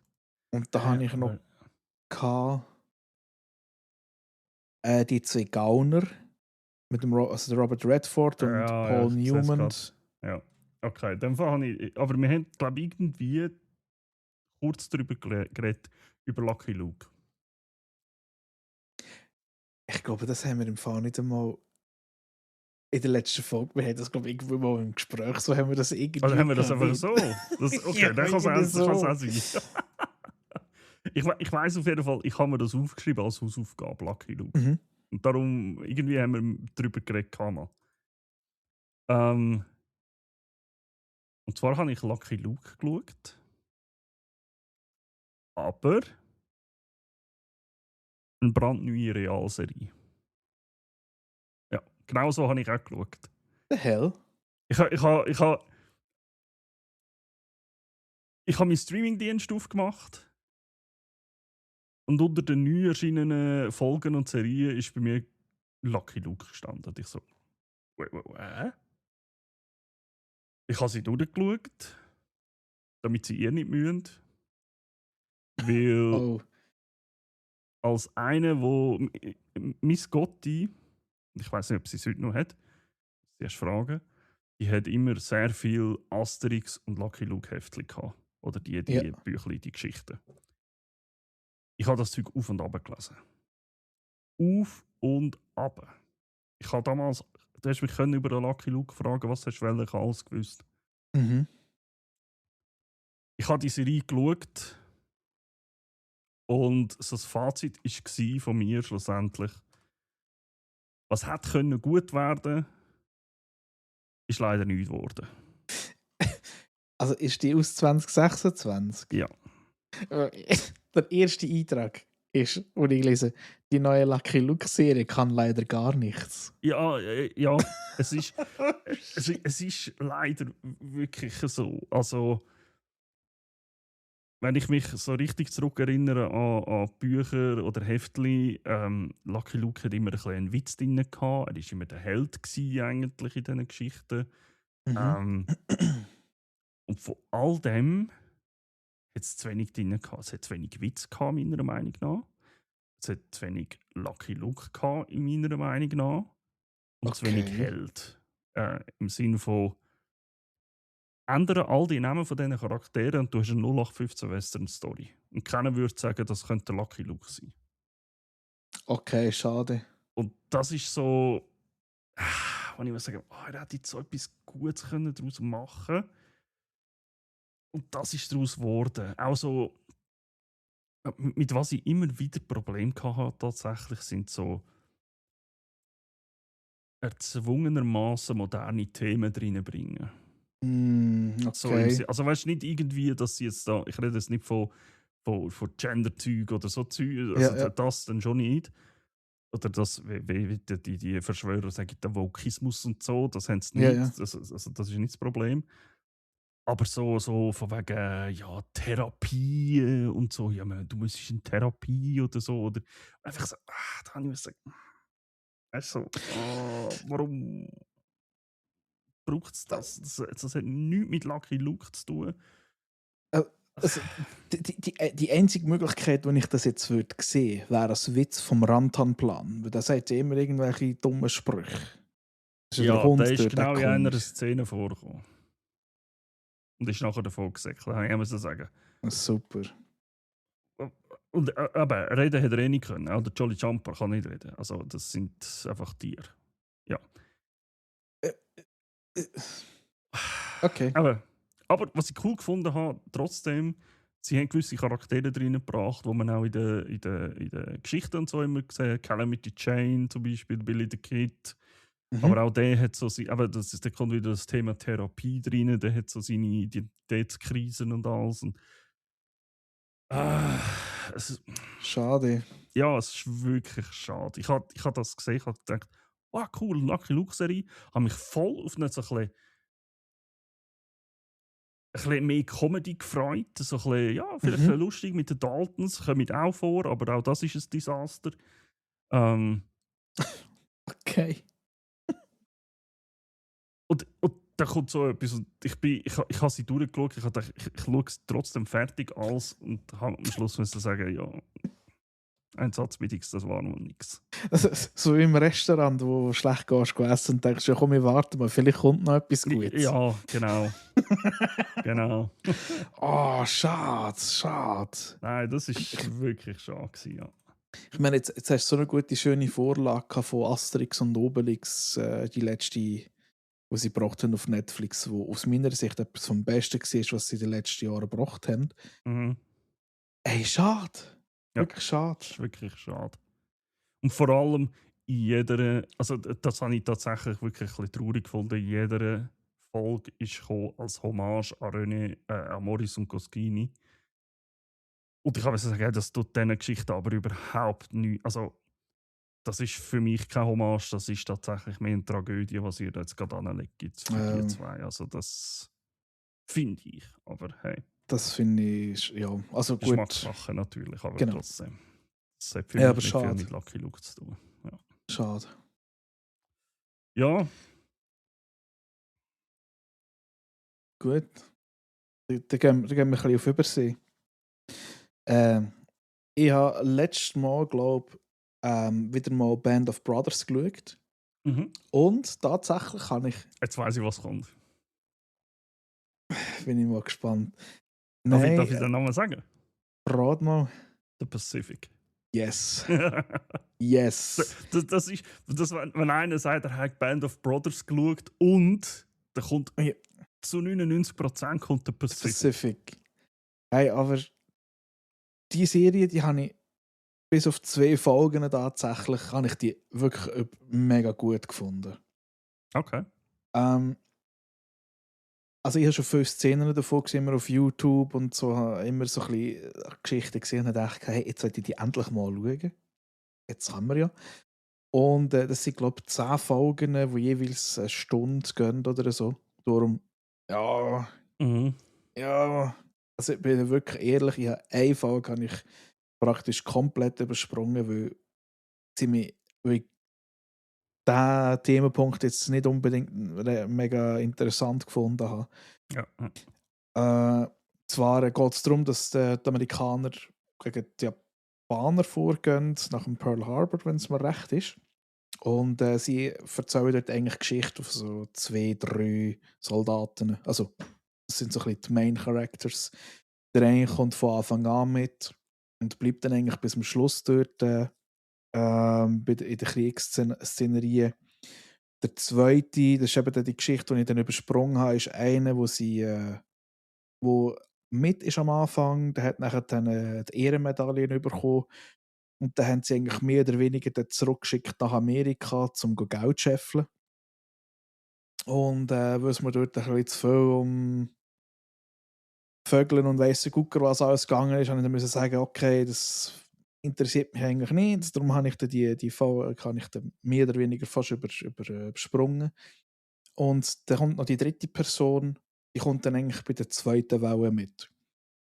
Und tatsächlich, dort habe ich dann müssen sagen, erst dort fährt es so richtig wirklich anspannend werden. Okay. Die ersten paar Folgen sind auch spannend, die sind mega cool. Siehst du so ein bisschen mehr, eben, wie hat es angefangen. Und wir sind nachher dann das erste Mal zurückgekommen, so in die Zwischenstation, glaube ich, zu Australien oder zu Großbritannien, ich weiß nicht mehr. Wir sind nachher dann die ganze Nacht saufen. Und am nächsten Morgen, sie werden einfach in so einem riesigen Stadion einquartiert und dann gehen sie schütten wie blöd, weil sie halt eben wieder daheim sind. Dann werden sie so vom Megafon und so geweckt. Und aber das Krasse finde ich halt dort wirklich halt das Kriegsgeschehen oder dann, wenn sie vor Ort sind, was das psychisch und auch physisch mit ihnen alles gemacht hat. Also es war kaputt dort. Also. Und ich muss so ehrlich gesagt sagen, wir haben die Schauspieler, die in der zweiten Welle mitgekommen sind, viel mehr gefesselt als die ersten. Und dort ist zum Beispiel der Rami Malek ist dort dabei. Die ihn kennen, der hat Queen gemacht. Übrigens, wer auch noch dabei ist, aber leider nur kurz, ist der John Bernthal. Ja. Er hat auch noch kurz einen Auftritt. Hat er nicht bei welchem Kriegsfilm hat er noch mitgemacht? Fury. Ja, genau, Fury. Ja. Beim Panzerfilm dort. Ja, mit dem Brad Pitt und Shia Genau. Ja, genau. Der ist ja sehr gut. Muss ich auch wieder das ist auch so ein Film. Ich finde das einer der besten. Fury finde ich einer der besten Kriegsfilme. Das ist meine persönliche Meinung. Sehr gut, ja. Und was ich auch mega cool finde oder mega lustig gefunden habe, ist, es hat dort einen mitgemacht, die gedacht, Alter, dich kenne ich. Gottverdammt, dich kenne ich. Und der heisst Joseph Mazzello. Und der spielt eigentlich in der zweiten Hälfte der Hauptprotagonist, der Eugene Sledge, der den Namen Sledgehammer bekommt. Und das ist der Dude, der hat bei Jurassic Park, beim ersten Teil, hat der den Bub gespielt. Ja, voll. Und ich dachte, ich kenne dein Gesicht von irgendwoher her, bis ich dann mal gedacht habe, was, das ist der? Das ist verdammt krass. Und lustig ist, er hat nachher mit dem Rami Malek, hat er nachher bei Queen hat er auch mitgespielt. Ja. Die G.I. sind Joe eigentlich, hat er auch noch mitgemacht. genau, ja. Der hat Haufen Filme gemacht und so. Aber der spielt dort drinnen auch genial. Und tatsächlich eben, wirklich der zweite Teil ist da halt wirklich das Zermürbende gekommen, wo sie dann wirklich irgendwie am Schluss hocken sie nur noch auf einem Felsen oben irgendwie seit 66 Tagen und hässeln sich nur noch gegenseitig an. Es passiert nur noch Scheissdreck. Weil sie wirklich einfach nicht mehr können, weil die psychisch so kaputt sind. Ja, ja. Und das ist wirklich, also, ich finde es eine mega coole Serie, eben bis auf ein, zwei Folgen, wo ich kann müssen sagen, okay, ja, es ist schön, dass man das auch zeigt, aber ja, muss jetzt nicht Hat es nicht unbedingt sein. gebraucht. Ja. Ja.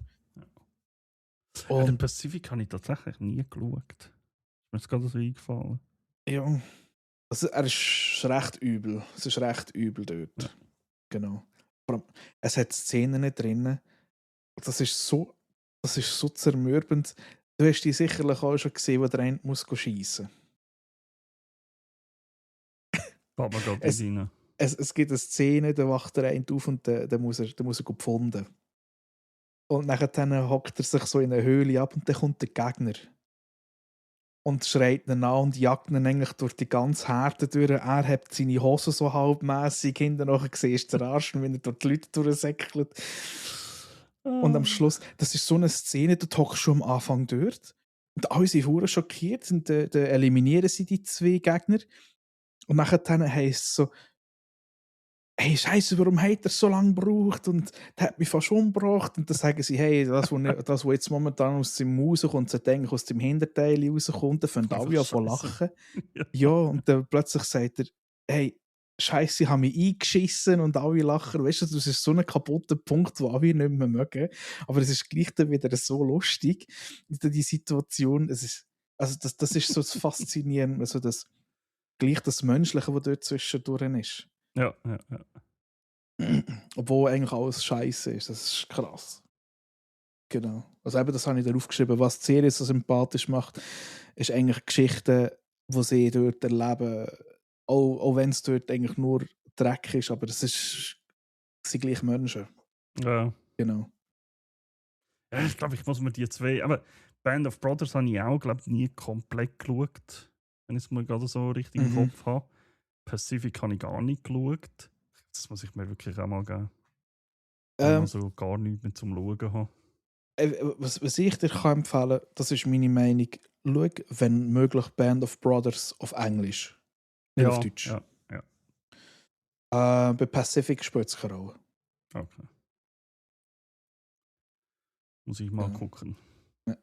Ja. Aber es ist schon auch empfehlenswert zum Schauen eigentlich. Mhm. So, da kommt noch der grosse Klapp von dir, habe ich gehört. Ja, wir machen einen extremen Zeitsprung aus Weltkrieg und so ab ins Jahr 3000. Und zwar habe ich mir. Ich habe ja Ende Jahr Star Trek komplettiert. Jetzt fast wieder von vorne an. Nein, nein.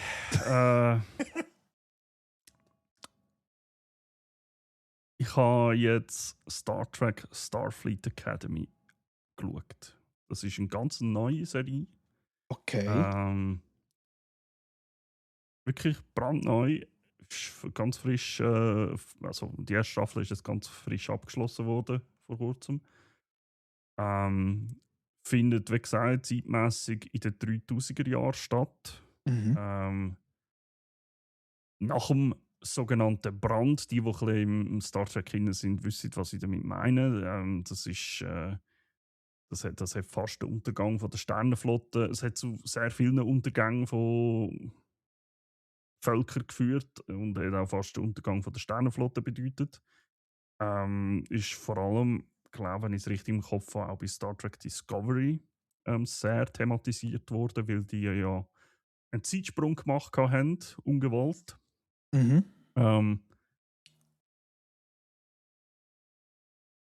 Und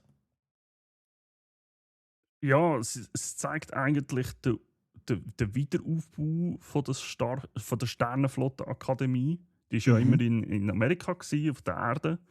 Ähm, sie zeigt, wie sie das wieder. Aber am Anfang kommt da die eine, kommt, ich kann sagen, einen Anruf über, hey, wir möchten das gerne wieder anfangen, wir möchten dich als Leiterin haben und so weiter und so fort.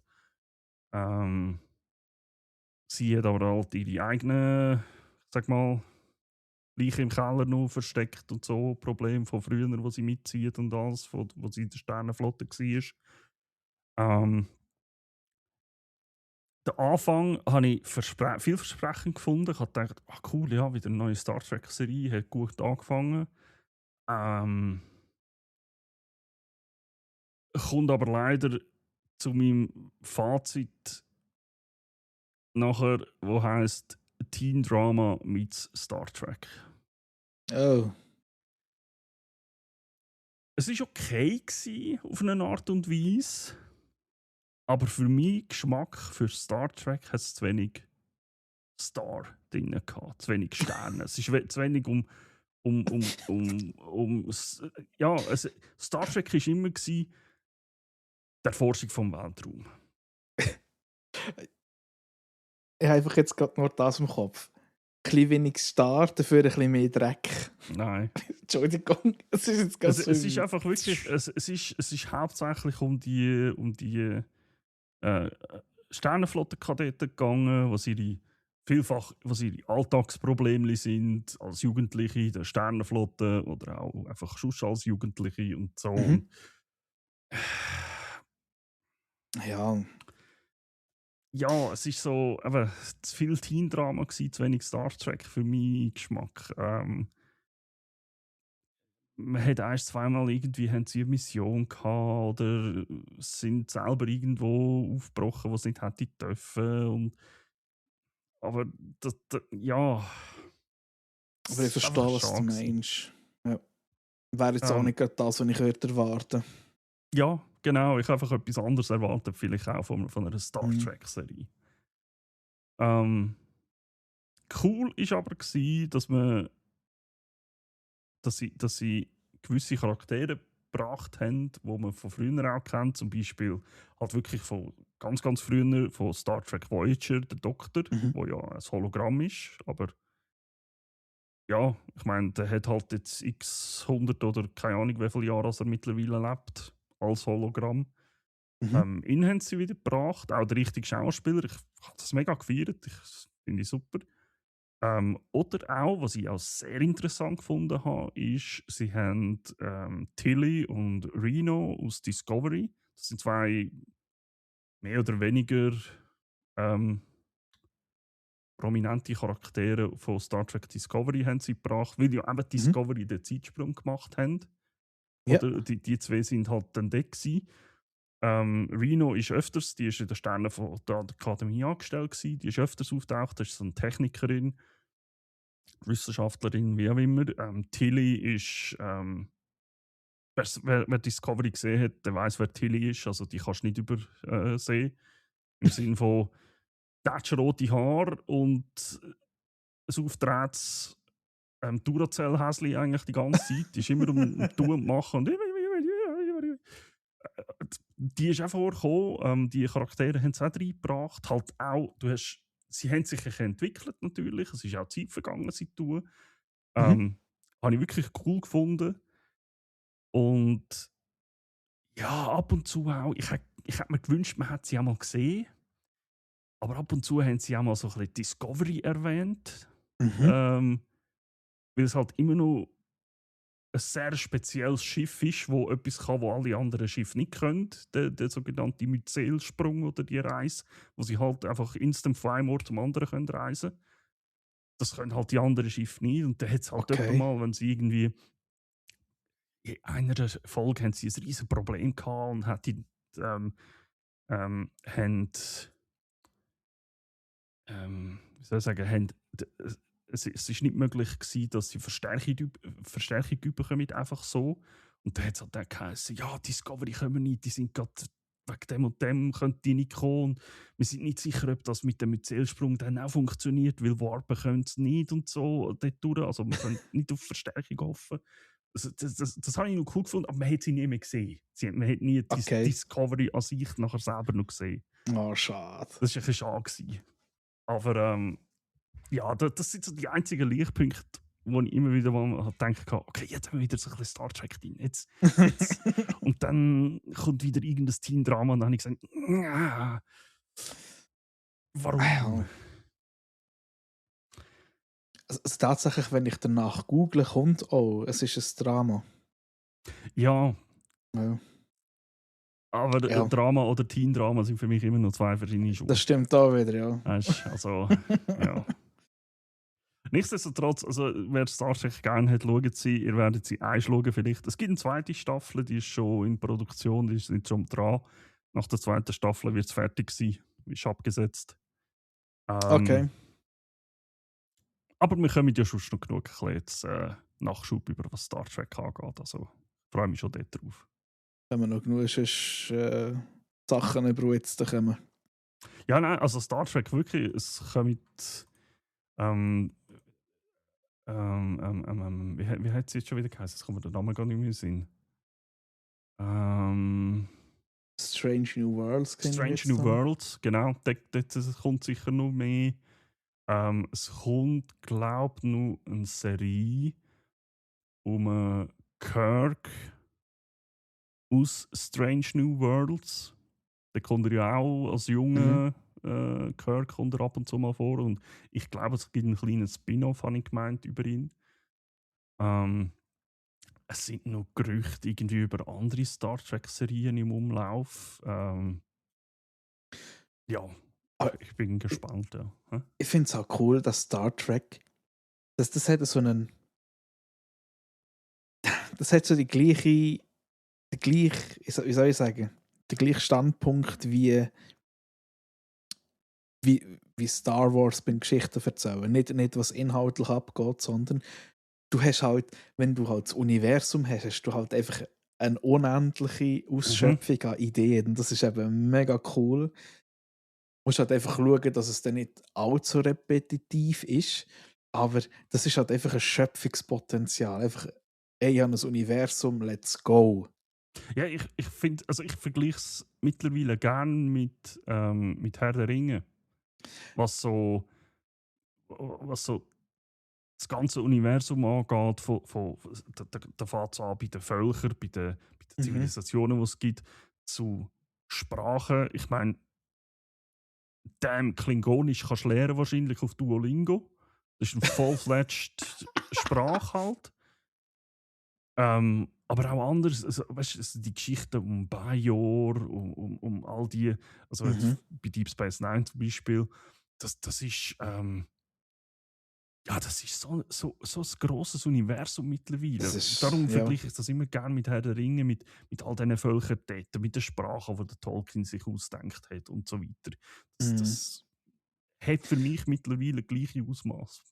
Genau, ja. Also es ist faszinierend, eben, du kannst nicht aufhören. Du kannst nicht aufhören. Es ist halt einfach, eben, vor allem eine Zivilisation hast du halt so. Ich spiele im privaten Spiel Mass Effect. Mhm. Und dort hast du auch gewisse, also ich schaue bei einem auch noch ein bisschen Mass Effect Andromeda und sonst Zeugs. Und da bin ich auch mal so ein bisschen, einfach mal ein bisschen nachlesen, was so das eine Volk eigentlich ist. Weil das sind so Kroganer und so. Und auch dort rede ich plötzlich von, ja, die hat man schon vor 25.000 Jahren schon mal gesehen, aber dort sind sie mega primitiv gewesen.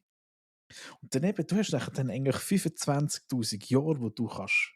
Das ist einfach so ein Space. Mhm. Du kannst einfach auf so Sachen reinfetzen. Also, dann haben sie Krieg gehabt, dann ist das gekommen, dann ist dieses gekommen. Und so füllst du halt einfach den Platz. Und auch ich, wenn ich meine Story schreibe für meine D&D-Sachen oder sonst auch, man hat einfach gerne das Worldbuilding. Das ist so geil, wenn du plötzlich wieder so ein Event kannst reinpflanzen kannst. Darum, ich habe vorher gedacht, wo du gesagt hast, wie heisst das Event? Der Brand. Ja, also es wird Brand genannt, ja. Ich find das so geil, weil sonst hat es immer irgendwie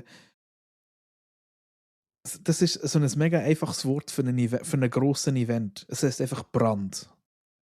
Sonst hast du irgendwie immer so die Auseinandersetzung zwischen dem und dem, die grosse externe Konklave. Aber das finde ich super. Einfach ein Wort, Ja. Brand. Und jeder weiss, Scheiße, dort ist etwas gegangen.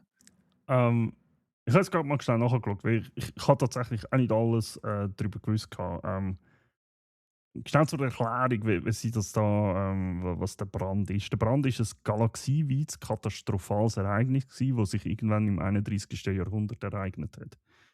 Und in dem ist das meiste Dilithium auf mysteriöse Art und Weise instabil geworden und ist eigentlich zeitgleich in der ganzen Galaxie detoniert. Dilithium ist einer der Haupttreibstoffe für die Warpkerne der Sternenflotte. Ergo, all die Warpkerne von der Sternenflotte sind zeitgleich detoniert. Ja. Hat millionenfachen Tod verursacht, massive Zerstörung und hat schließlich zum Zusammenbruch von der Föderation der Planeten geführt. Mhm.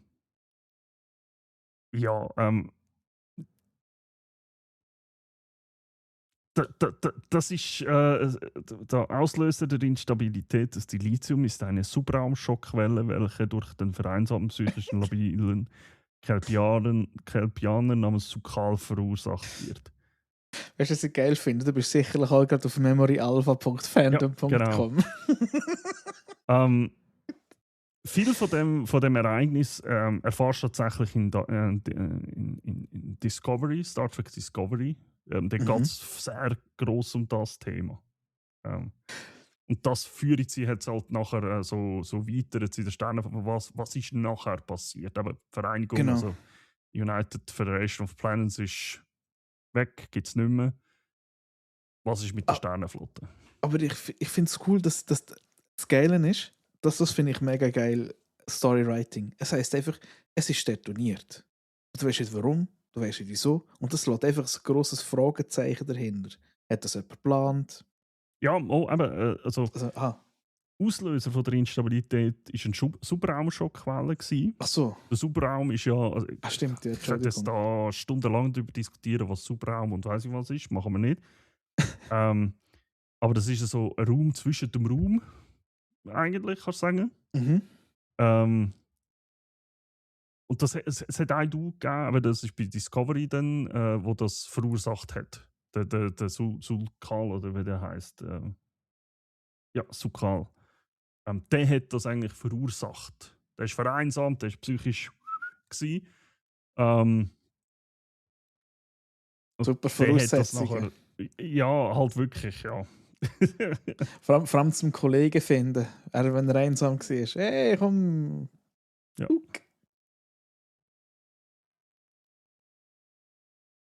Und ja, jetzt Dilithium ist sehr, sehr rar geworden. Mittlerweile halt, jetzt nachdem halt, weil aber das ganze Zeug instabil geworden ist.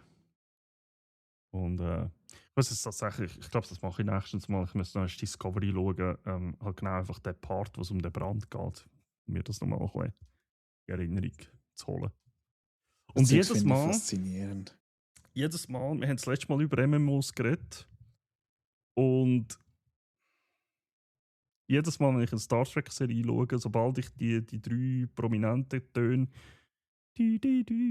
oder ich weiß nicht mehr wie hören, egal, sie bauen das immer irgendwie ein, in jeden Soundtrack von jeder Star Trek-Serie.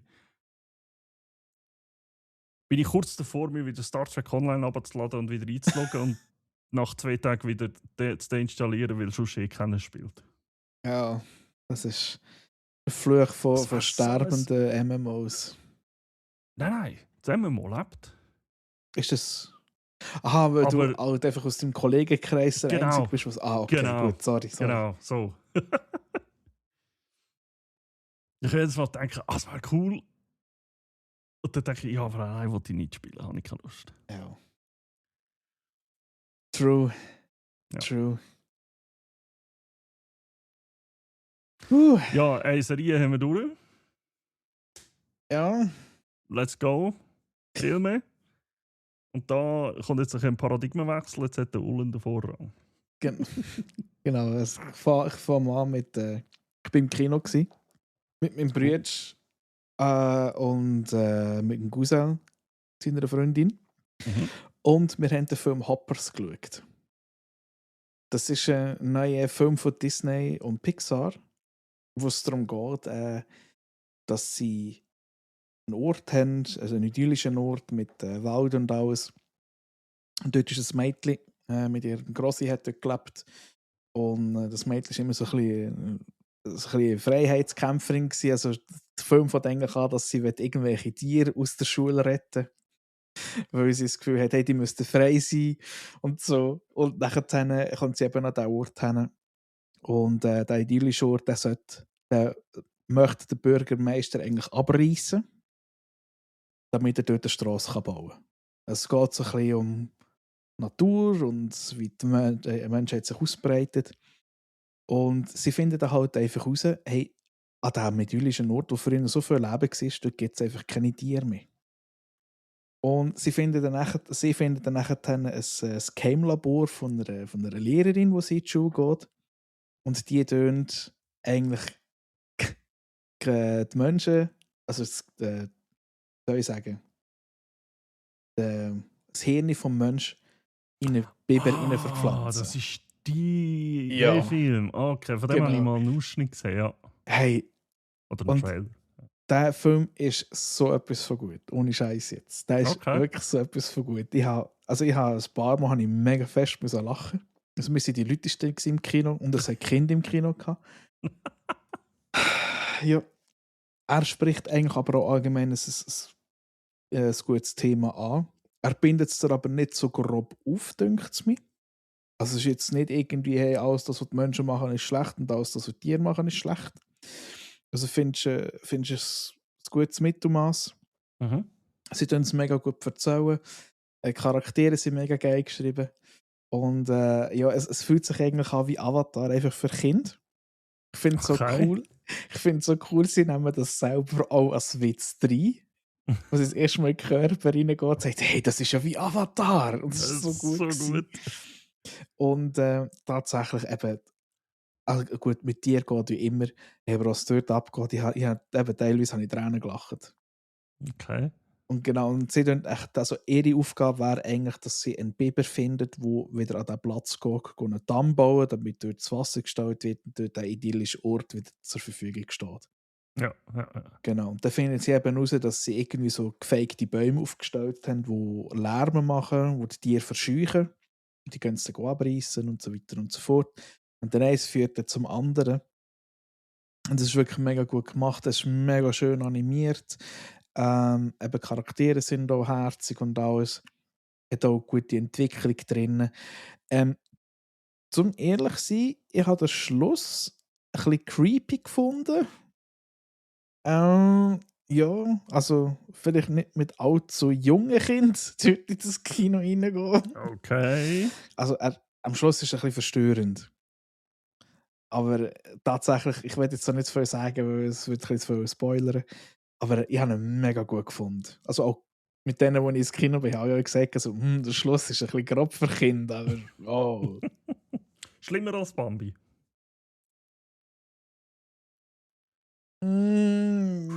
Nein, so schlimm schon nicht. Also Okay. ja. Okay. Es stirbt. Ich sage nichts. Wobei, das ist. Ja, ist egal. Ich sage nicht zu viel. Ihr müsst nicht schauen, aber ja. Es ist ein bisschen gruselig am Schluss, würde ich es so sagen. Genau. Okay. Da du ja nur 2 Filme hast, gell, würde ich gerade den nächsten nehmen. Yes. Ich habe mir auf die Liste gesetzt, weil ich einfach mal Bock hatte, wieder den zu schauen. Weil ich den irgendwie nicht mehr so gut in Erinnerung hatte, wie er je nachdem ist. 47 Ronin. Ich mag den Film irgendwie. Ja. Aber das ist auch wieder so ein Film, wo ich gesagt habe, hey, eine halbe Stunde länger und der hat viel mehr Potenzial gehabt.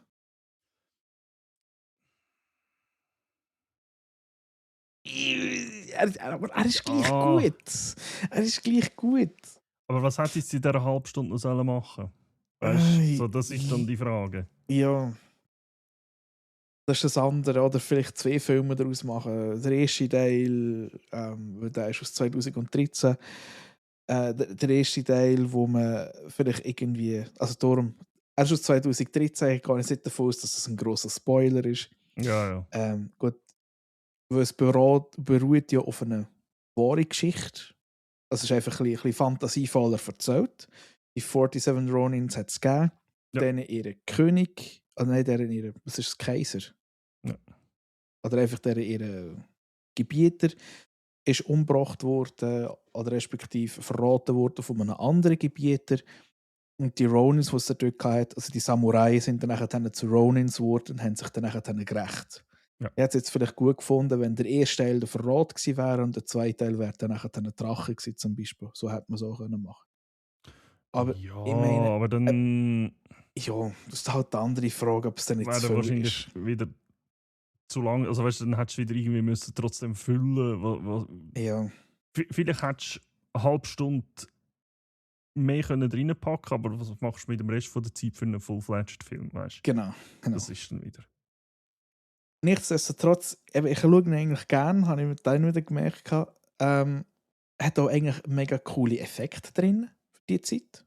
Mhm. Schöne Kostüme und alles. Eben, ob sie akkurat sind zu dieser Zeit, sei mal dahingestellt. Ja. Es ist alles so ein bisschen wirklich über farblich, sage ich es jetzt mal so. Er ist ziemlich bunt tatsächlich für eigentlich eine düstere Geschichte. Und das Highlight vom Film ist der Keanu Reeves zusammen mit dem, ich hoffe, ich spreche es richtig aus, mit dem Hiroyuko Sanada. Das ist einfach der Samurai-Typ. Egal in welchem Samurai-Film der mitspielt, der weiss, er wird gut. Aber die machen eine sehr gute ich möchte Kombi. einen anderen auch noch erwähnen. Der. Oh fuck, jetzt muss ich gerade nachschauen. Ist der Ken Watanabe? Nein. Da, ja genau. Asano habe ich nicht gewusst, der Tadanobu Asano. Das ist der die beiden spielen ja bei Shogun. Spielen ja beide auch mit. Ja. Der Asano Okay, und gut. der Sanada. Das sind. Das sind einfach perfekte Schauspieler für die Rollen. Ja, absolut. Ja. Aber irgendwie habe ich sagen, hey, look, es ist mega cool, um wieder mal ein bisschen zwischendurch zu schauen. Mhm. Ich schaue den auch gerne ab und zu mal wieder. Genau.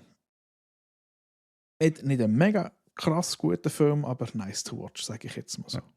Und ich feiere es einfach nur schon, dass es wirklich so einen Bezug zu einer echten Geschichte hat. Aber also die Gräber von diesen Ronin kann man immer nur, die gibt es, die kann man heute noch anschauen. Genau. Ja, das ist schon noch krass, ist geil. Vielleicht muss man noch dazu sagen, die 47 Ronin, die haben eigentlich gegen das Gesetz vom Kaiser gehandelt, wo der Kaiser hat gesagt, hey, die dürfen nicht Rache üben. Ja, genau. Und haben es dann aber gleich gemacht und haben sich nachher dann nennt man das jetzt Harakiri oder nicht? Ich glaube schon, oder? Also haben nachher dann eigentlich einen ehrenvollen Tod sterben. 47 Ronin. Darum gibt es dort die Gräber und das wird auch so in dem Film. Aha, ja, am Schluss, ja, genau. Ja. Das ist eigentlich, ich finde es cool. Ja. Ja, finde ich auch, das ist wirklich ein Film, den ich immer wieder gerne. Also ich weiß, ich habe ihn schon mal geschaut, wir haben mal auch schon, ich weiß nicht, ob das in der ersten Staffel von dem Podcast ist, über den geredet, ja. Das kann sein, ja. Ja. Wir müssen wirklich eine Liste führen. Das ist nice, ja. Dann, welchen hast du geschaut? Ich habe, und ich weiß nicht, ich glaube, ich weiß nicht, ob wir mal schon darüber geredet haben. Ich habe Predator Badlands geschaut, den Film. Ist das der neueste, gell? Ich glaub's. Ja, aber ich bin nicht mehr ganz so auf dem Ding über das. Ich habe es sehr interessant gefunden, mal ein bisschen mehr über das Volk, die Yautja kennenzulernen oder zu erfahren. Ja. Meiner Meinung nach hat das noch ein bisschen mehr können sein. Bei so Sachen wenn es mich wirklich interessiert, bin ich recht schnell hooked. Also ich hätte gerne noch mehr über die erfahren. Es war einfach auch schon nur mal cool zu sehen, Aber was ist so, so eine familiäre Aufstellung von denen? Dort hast du jetzt einfach Mhm. den Vater und die 2 Söhne gesehen und nachher, ja, ähm, sind wir sagen, Untergebenen oder wie auch immer, wo Genau, irgendwie ja. seinem Vater noch gefolgt sind und so. Ähm, was ich ganz speziell, aber auch wirklich geil gefunden habe, dass die Jautia untereinander immer in ihrer Muttersprache geredet haben. Es ist nicht übersetzt worden. Das stimmt, ja. Es ist als Untertitel gestanden, aber sie haben in ihrer Sprache geredet. Und so etwas, wenn es passt, finde ich das mega gut. Ja. Das habe ich richtig gefeiert. Die Story, ja, ist okay gewesen. Nicht also, es war ein bisschen vorhersehbar gewesen, tatsächlich. Genau. Also, du hast ziemlich schnell irgendwann gemerkt, okay, ja gut, das wird jetzt auf das rauslaufen, das wird auf das rauslaufen und Mhm. schlussendlich wahrscheinlich auf das rauslaufen. Ähm, Es hat einen guten Cast gehabt. Ich meine, der Cast ist jetzt nicht riesig gewesen. Ich meine, Ja, es ist nicht tatsächlich. so mega viele verschiedene Charaktere, die eine prominente Rolle eingenommen haben in diesem Film. Von dem her, der Cast ist gut gewesen. Der Film in allem ist gut gewesen. CGI, super. Ja, Hey, also definitiv. muss ich echt sagen, es ist schon lange nicht mehr so gut CGI in so einem Film gesehen. Mhm. Ähm, das kann sich wirklich sehen. Also, wenn ihr Predator, die Film und so, also Alien vs. Predator und so Zeugs geschaut habt, dann gönne ich euch den ruhig einmal. Ja, Darf schaut man nicht den schauen. Predator 2, der ist grauenhaft. Der ist echt Ja, das fucking ist jetzt. Das grauenhaft. ist. Ja, genau. Nee, nee, aber wirklich, also ich bin auch fasziniert gewesen von dem Predator Badlands. Vor allem eben, wie du sagst, mal ein bisschen mehr über ihre Kultur kennenlernen. Ja. Das ist Ja. mega krass. Ich meine, man hat in den vorherigen Filmen schon einmal, ich meine, ich weiß nicht mehr, welches es war, aber beim einen hast du ja auch das Raumschiff gesehen und wie sie dort miteinander untereinander sind und so. Aber so wirklich so ein bisschen aber in Gesellschaft an sich und so, also Mhm. eben so das Familiäre, wie funktioniert das? Und äh, das hast du nie so wirklich irgendwie gross erfahren, wie das Volk Ja, funktioniert, ich sag's mal so. aber ja, wirklich, den Film habe ich sehr gerne noch im Kino geschaut, damals. Der war Ja, super gewesen. ja. Ja, also gib ihm. Okay, jetzt kommen wir zu zwei Filmen, die sind so ein bisschen, sind Okay. okay gewesen. Wir haben den Film geschaut vom und mit dem Nicolas Cage. Der ist vor 2 Jahren rausgekommen. Ist ein Horrorfilm. Er nennt sich Long Legs. Okay, nicht der, den ich jetzt erwartet habe. Long Legs. Ja. Das ist eben ein Film. Also ich glaube, er ist von ihm. Steht auch drin, ist glaube ich irgendwie Producer gewesen. Mit ihm. Er ist es aber so verunstaltet, dass du ihn nicht kennst. Also ich habe es eigentlich erst wirklich auch gehört, wo er davon reden, weil es halt die übliche Synchronsprecherstimme ist von ihm. Ja. Okay. Und es geht eigentlich dort darum, dass ein also eine junge Dame beim FBI anfängt und nachher dann eigentlich an einem bestimmten Fall zugewiesen wird, wo Longlegs heisst. Und Ich habe gerade einen Fehler gemacht. wieso hast du es geschaut? Ich habe einfach nach Long Legs gegoogelt. Oh Gott. Ich meine, ja, der Charakter von Nicolas Cage taucht auch auf, aber nur alles andere auch. Also dort Longlegs, ja gut, für Longlegs Film eingehst, ob das dann nachher besser ist, weiß ich nicht. Aber item. True. Es Aber ist ja, teilweise sorry. teilweise ist Ja. es sehr speziell.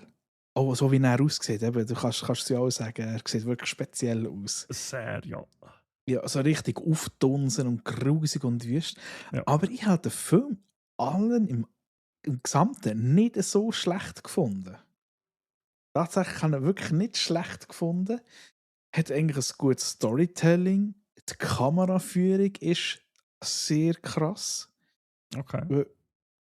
Und vor allem, wenn du gut hinschaust, siehst du auch immer wieder so kleine versteckte Sachen. Und es gibt eine Szene. Es gibt wirklich so ein bisschen, eben so ein bisschen gruselig und Horror und es gibt etwa so ein, zwei wirklich gute Jumpscares. Mm. Also, ja, ich weiss, du hast es nicht gerne, aber es hat so ein Moment, der hat mich einfach so verklopft. Da bin ich so, weil das ist dann wirklich, es ist schon ein bisschen spät gewesen und dunkel und es war wirklich so ein bisschen ein ruhiger Moment gehabt und du hast wirklich auch wieder Tag gemacht, es war so wohlig warm gewesen. Mhm. Und genau in dem Moment, wirklich so einem Moment, wo es wirklich nicht erwartest, dann hat er dich. Und von dem her, wegen dem sage ich, er ist gut. Okay. Er hat auch ein gutes, eigentlich ein okay Ende, für das es ein Horrorfilm ist. Ist eigentlich alles mehr oder weniger verstanden, finde ich okay. Ich hätte eigentlich gar nicht mal so schlecht gefunden. Es ist für jeden, der so ein bisschen, mal so ein bisschen etwas Komisches schauen will, gib ihm. Und Okay. nachdem ich den gesehen habe, habe ich mir auch einen Film geben, von dem habe ich auch schon so 2-3 Szenen geschaut und dann musste ich sagen, hey, den muss ich mir auch mal geben. 57 Seconds. Haben wir auch nicht. Das ist ein Dude, das ist ein Film mit dem Morgan Freeman und wie heißt der auch? Morgan Freeman. Yeah, Morgan Freeman, wo ist Sonntag? He? Mit dem Josh Hutcherson.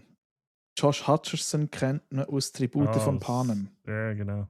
Oder, Das ist was ich viel lieber erwähne bei ihm, ist eine Serie. Jetzt kommt mir aber freaking hell der Name gar nicht mehr sein.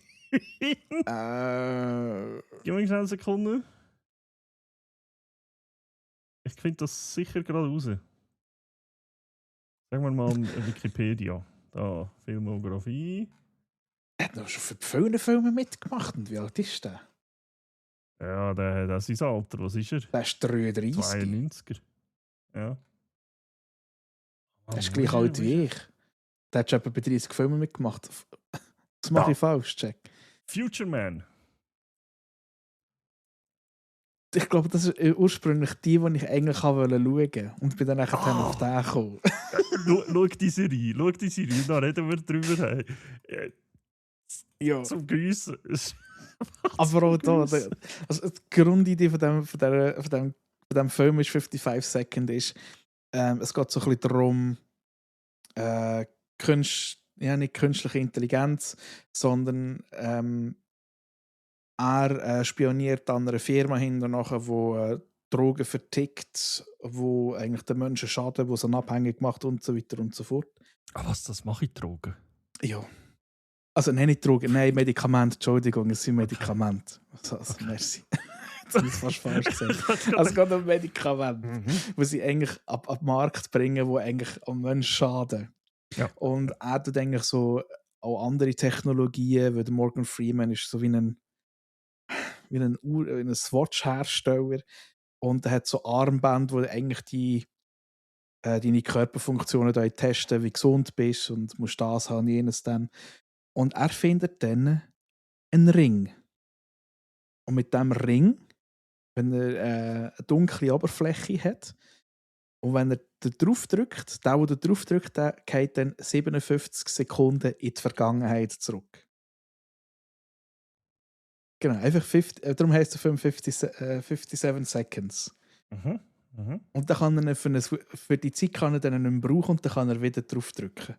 Und dann merkt er dann, hey Scheiße, ich kann mit dem ins Casino, kann dort gönnen. Das Krasse ist aber, je länger das der Film läuft, desto länger merkst du, hey, irgendwie ist nicht alles gut, was er macht. Aber wenn er nutzt das auch zum Beispiel, um eine umzubekommen und so Zeugs. Und dann gibt es so eine hure Safe-Szene, wo er eine dazu bringen will, dass sie ihm den Code verratet. und er macht das irgendwie etwa 10 Mal und jedes Mal geht irgendwie wieder etwas schief. Und du hockst schon vor dem Bildschirm und lachst einfach schrämt. Und dann jedes Mal, Gott, der ist schon wieder. Da hackt er sich irgendwie, weißt du, schießt er so aus Versehen. Und er so, nein, nicht schon wieder. Und geht er wieder zurück und macht das etwa 50 Mal. Also wirklich auch ein Film, kann ich sehr empfehlen, ist auch nice to watch.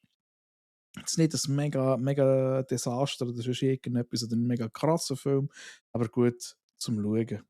Und eben der Hutcherson finde ich eigentlich einen mega coolen Schauspieler. Ich habe bei Tribute von Panem habe ich ihn angenehm gefunden. Auch, wie heisst es, Five Nights at Freddy's, wo ich auch letztens geschaut habe mit dem. Also ist ein cooler Dude. Ja. Und eben Future Man heisst Future Man. Also, du wirst deine helle Freude haben an dieser Serie wahrscheinlich. Könnte ich mir sehr gut vorstellen. Oh je. Ich habe sie nie gekannt, als ich sie angefangen habe zu schauen. Ich habe wirklich nichts. Ich habe gedacht, Future Man klingt interessant. Ich schaue sie. Und so irgendwann habe ich gesagt, hey, warte, was zum Teufel? Ey, was fällt dir denn? Hä? Aber es war so witzig immer wieder. Hey, du hast schon gesehen, was ich letzten Sonntag gestreamt habe. Ich habe keine Fragen mehr. Ja. Ich habe echt keine Fragen mehr. Ich habe das Game schon mal gesehen. Ich habe mir auch mal überlegt, soll ich echt das mal streamen?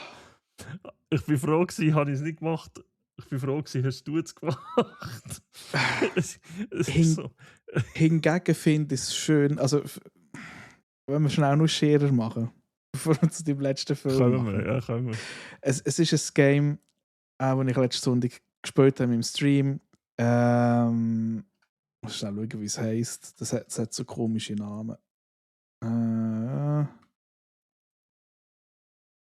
The Procession to Calvary heisst es. Procession to Calvary. Was speziell ist an diesem Spiel? Das ist ein Point-and-Click-Adventure und das findet statt in Gemälde, die sie früher so gemalt haben, also so mittelalterliche Gemälde oder Porträts. Von dem her eigentlich ein wunderschönes Spiel. Ja, voll. Also, es ist wirklich cool gemacht, cool animiert auch, muss man sagen. Genau. Und er nimmt eigentlich dann dort irgendeine Figur, wo er ein Porträt hat. Dort spielst du, glaube ich, irgendwie so eine Ritterin mit Schild und Schwert. Das war ein weiblicher Charakter gewesen. Ja.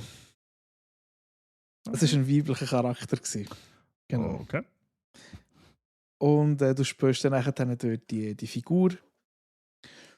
Und du musst dann eigentlich einen Typ umbringen. Und du musst dann eigentlich so zum den Typ hinkommen. Und das war eigentlich wirklich alles in diesen Gemälden drin. Und du hast alles klassische Musik. Und was ich mega schön finde von diesem Spielentwickler ist, er tut alles benennen. Also du kannst, irgendwann hast du eine Galerie, wo alle Bilder drin sind, wo du das Original kannst anschauen, wo drauf steht, von wem und sonst Zeugs. Und auch die Musik. Du kannst nachher dann immer irgendeine Kapelle oder so kannst anklicken. Oder irgendein Dude, der am Rumflöteln ist.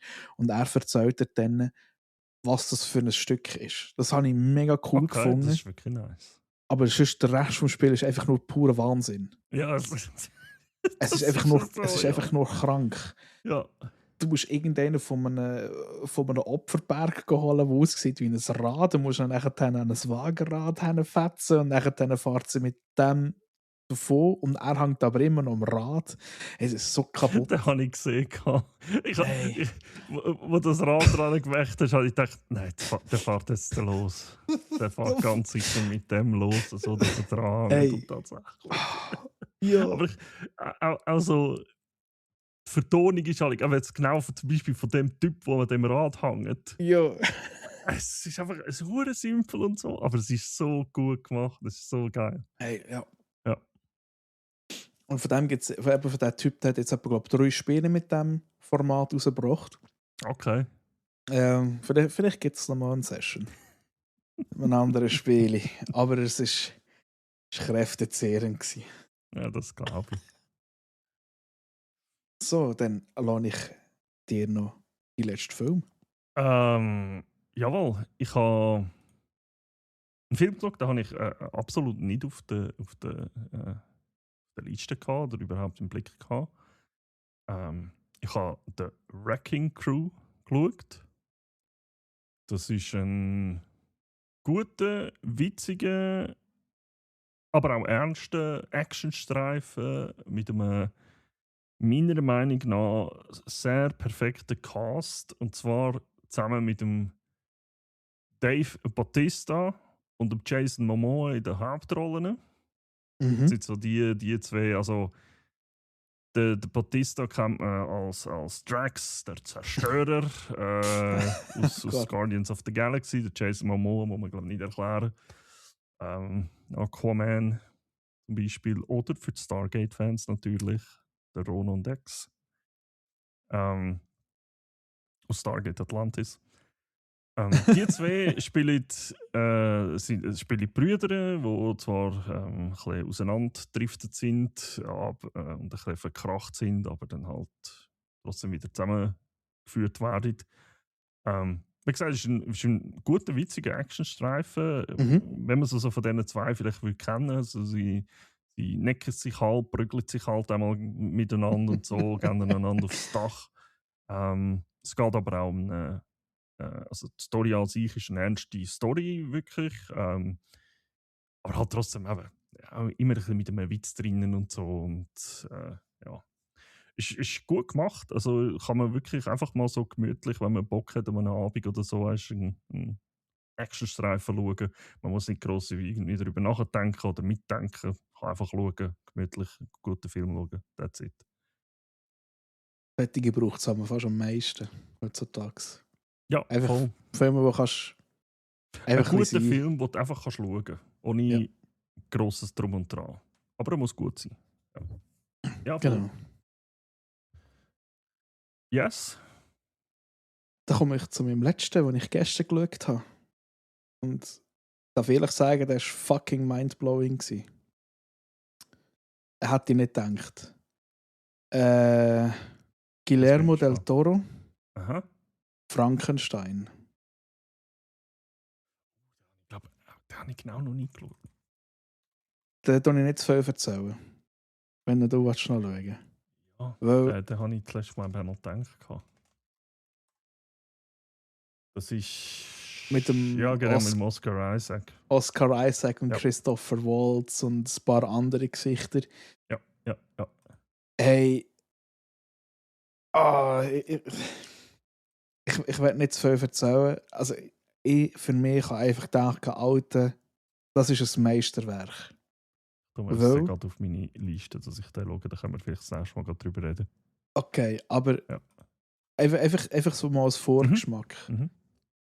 Der Guillermo del Toro, viele wissen, der hat auch Hellboy gemacht und Pan's Labyrinth, den wollte ich mir unbedingt mal reinziehen, weil mein Bruder hat immer gesagt, schau den Film. Mhm. Weil der Guillermo del Toro ist einer, der nicht gerne Special Effects hat. Oder Ja. wenn dann relativ wenig. Auch in diesem Film. Er hat drin, aber relativ wenig. Die haben scheinbar am Frankenstein sein Labor bauen 9 Monate gehabt, um alles aufzubauen, um die Kulissen zu setzen. Holy. Und ohne Scheiß, du wirst Bilder sehen. Also das ist meine Sache. Du wirst Bilder sehen, wo du nie mehr wirst vergessen. Okay. Das ist, also ich habe einfach einen fantastischen Film gefunden. Ein Manko, da gebe ich dir.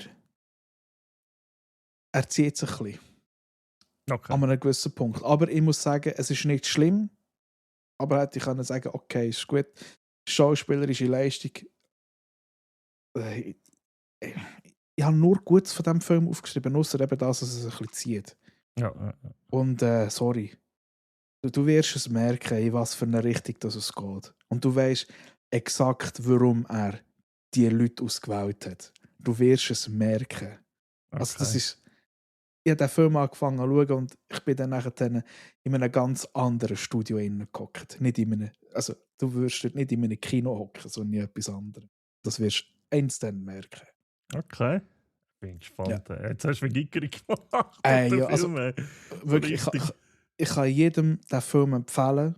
Er ist, glaube ich, von Netflix und so, aber eben mega gut. Guillermo del Toro, der Typ, der hat es einfach im Griff mit solchen Sachen. Ja, also von ihm sind ein paar wirklich gute Sachen gekommen. Absolut. Ja. Jetzt habe ich, glaube ich, Lust auf Hellboy. Ich habe jetzt vorhin auch gedacht, jetzt kann ich wieder mal schauen. Ja, aber die mit dem Ron Perlman. Ja, das ist der Real Shit, ja. Ja. Er würde gerne noch einen machen. Ja, ich weiss, ich habe es Ron. letztes Mal einmal gesehen in einem Interview, was sie gefragt haben. Aber ich finde es schön, dass er sagt, das muss der richtig machen. Ja, genau. Yes. Ah, nice. Hey, ja, auf den bin ich gespannt, was von ihm halt ist. Muss ich gucken. Das Krasse ist, das ist eben ein Film, der geht aber 2,5 Stunden. Ja. Aber ist geil. Ob ich jetzt eine Staffel von einer Serie schaue oder einen Film. Ja. Stimmt auch wieder heutzutage. Nichts zur Sache, oder? Yes. Genau. Nice. Hey. Ja, hey, wir sind durch. Oh ja. Das ist crazy. Wir haben es wieder geschafft für einen Monat. Hey, es ist. Eigentlich muss ich sagen, ich bin froh, habe ich noch anderes zu tun zu oben. Weil. Hey, ich könnte wahrscheinlich den ganzen Tag so Zeugs schnurren. Ja. Aber ich glaube, das will niemand. Das wäre dann irgendwann ein bisschen too much. Ja. Ich bin auch nicht, also nicht, dass mich das gestört hat, aber ich bin auch nicht unglücklich darüber, dass wir durch das, dass wir Games unter anderem rausgeschmissen haben, das Ganze ein bisschen zusammen, von der Zeit her ein bisschen zusammengestaucht haben, ein bisschen. Warum machen wir nicht einmal pro Jahr ein Gaming-Special? Warum nicht, ja? Wo wir einfach eine Folge einfach über Games reden. 3 Stunden über Games. 3. Fucking. Können wir easy. Oh Gott. Bringen wir schon an. Holen wir noch 1, 2 Leute andere drin und dann, ja, das wäre eigentlich etwas. Das wäre eigentlich wirklich etwas. Ja. Sag ich dir, Chat, genau. So, für die jetzt noch hier zuhören oder zuschauen nach 2 Stunden irgendetwas, wer würde dir gerne in so einem Gaming-Special sehen mit uns?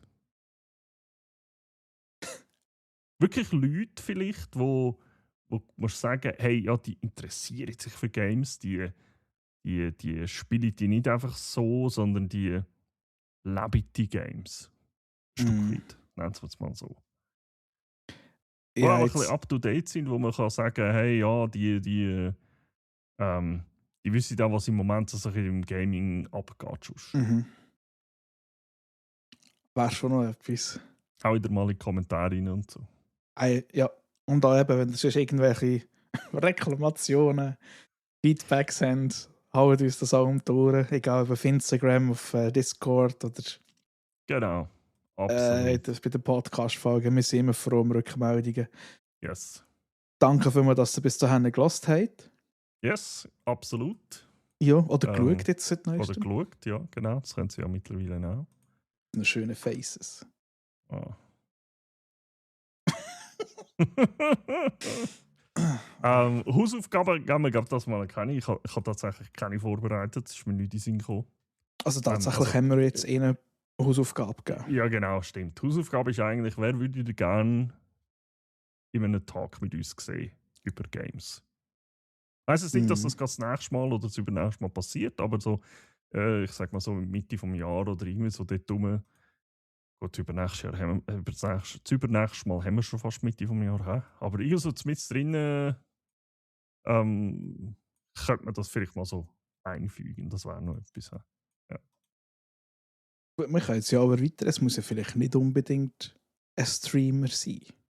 Absolut. Ja. Nein, es muss nicht ein Streamer sein. Es muss jemand, der Bock hat drauf, bei so etwas mitzumachen, wo er denkt, hey, ja, der wäre bei so der oder die wäre bei so etwas dabei,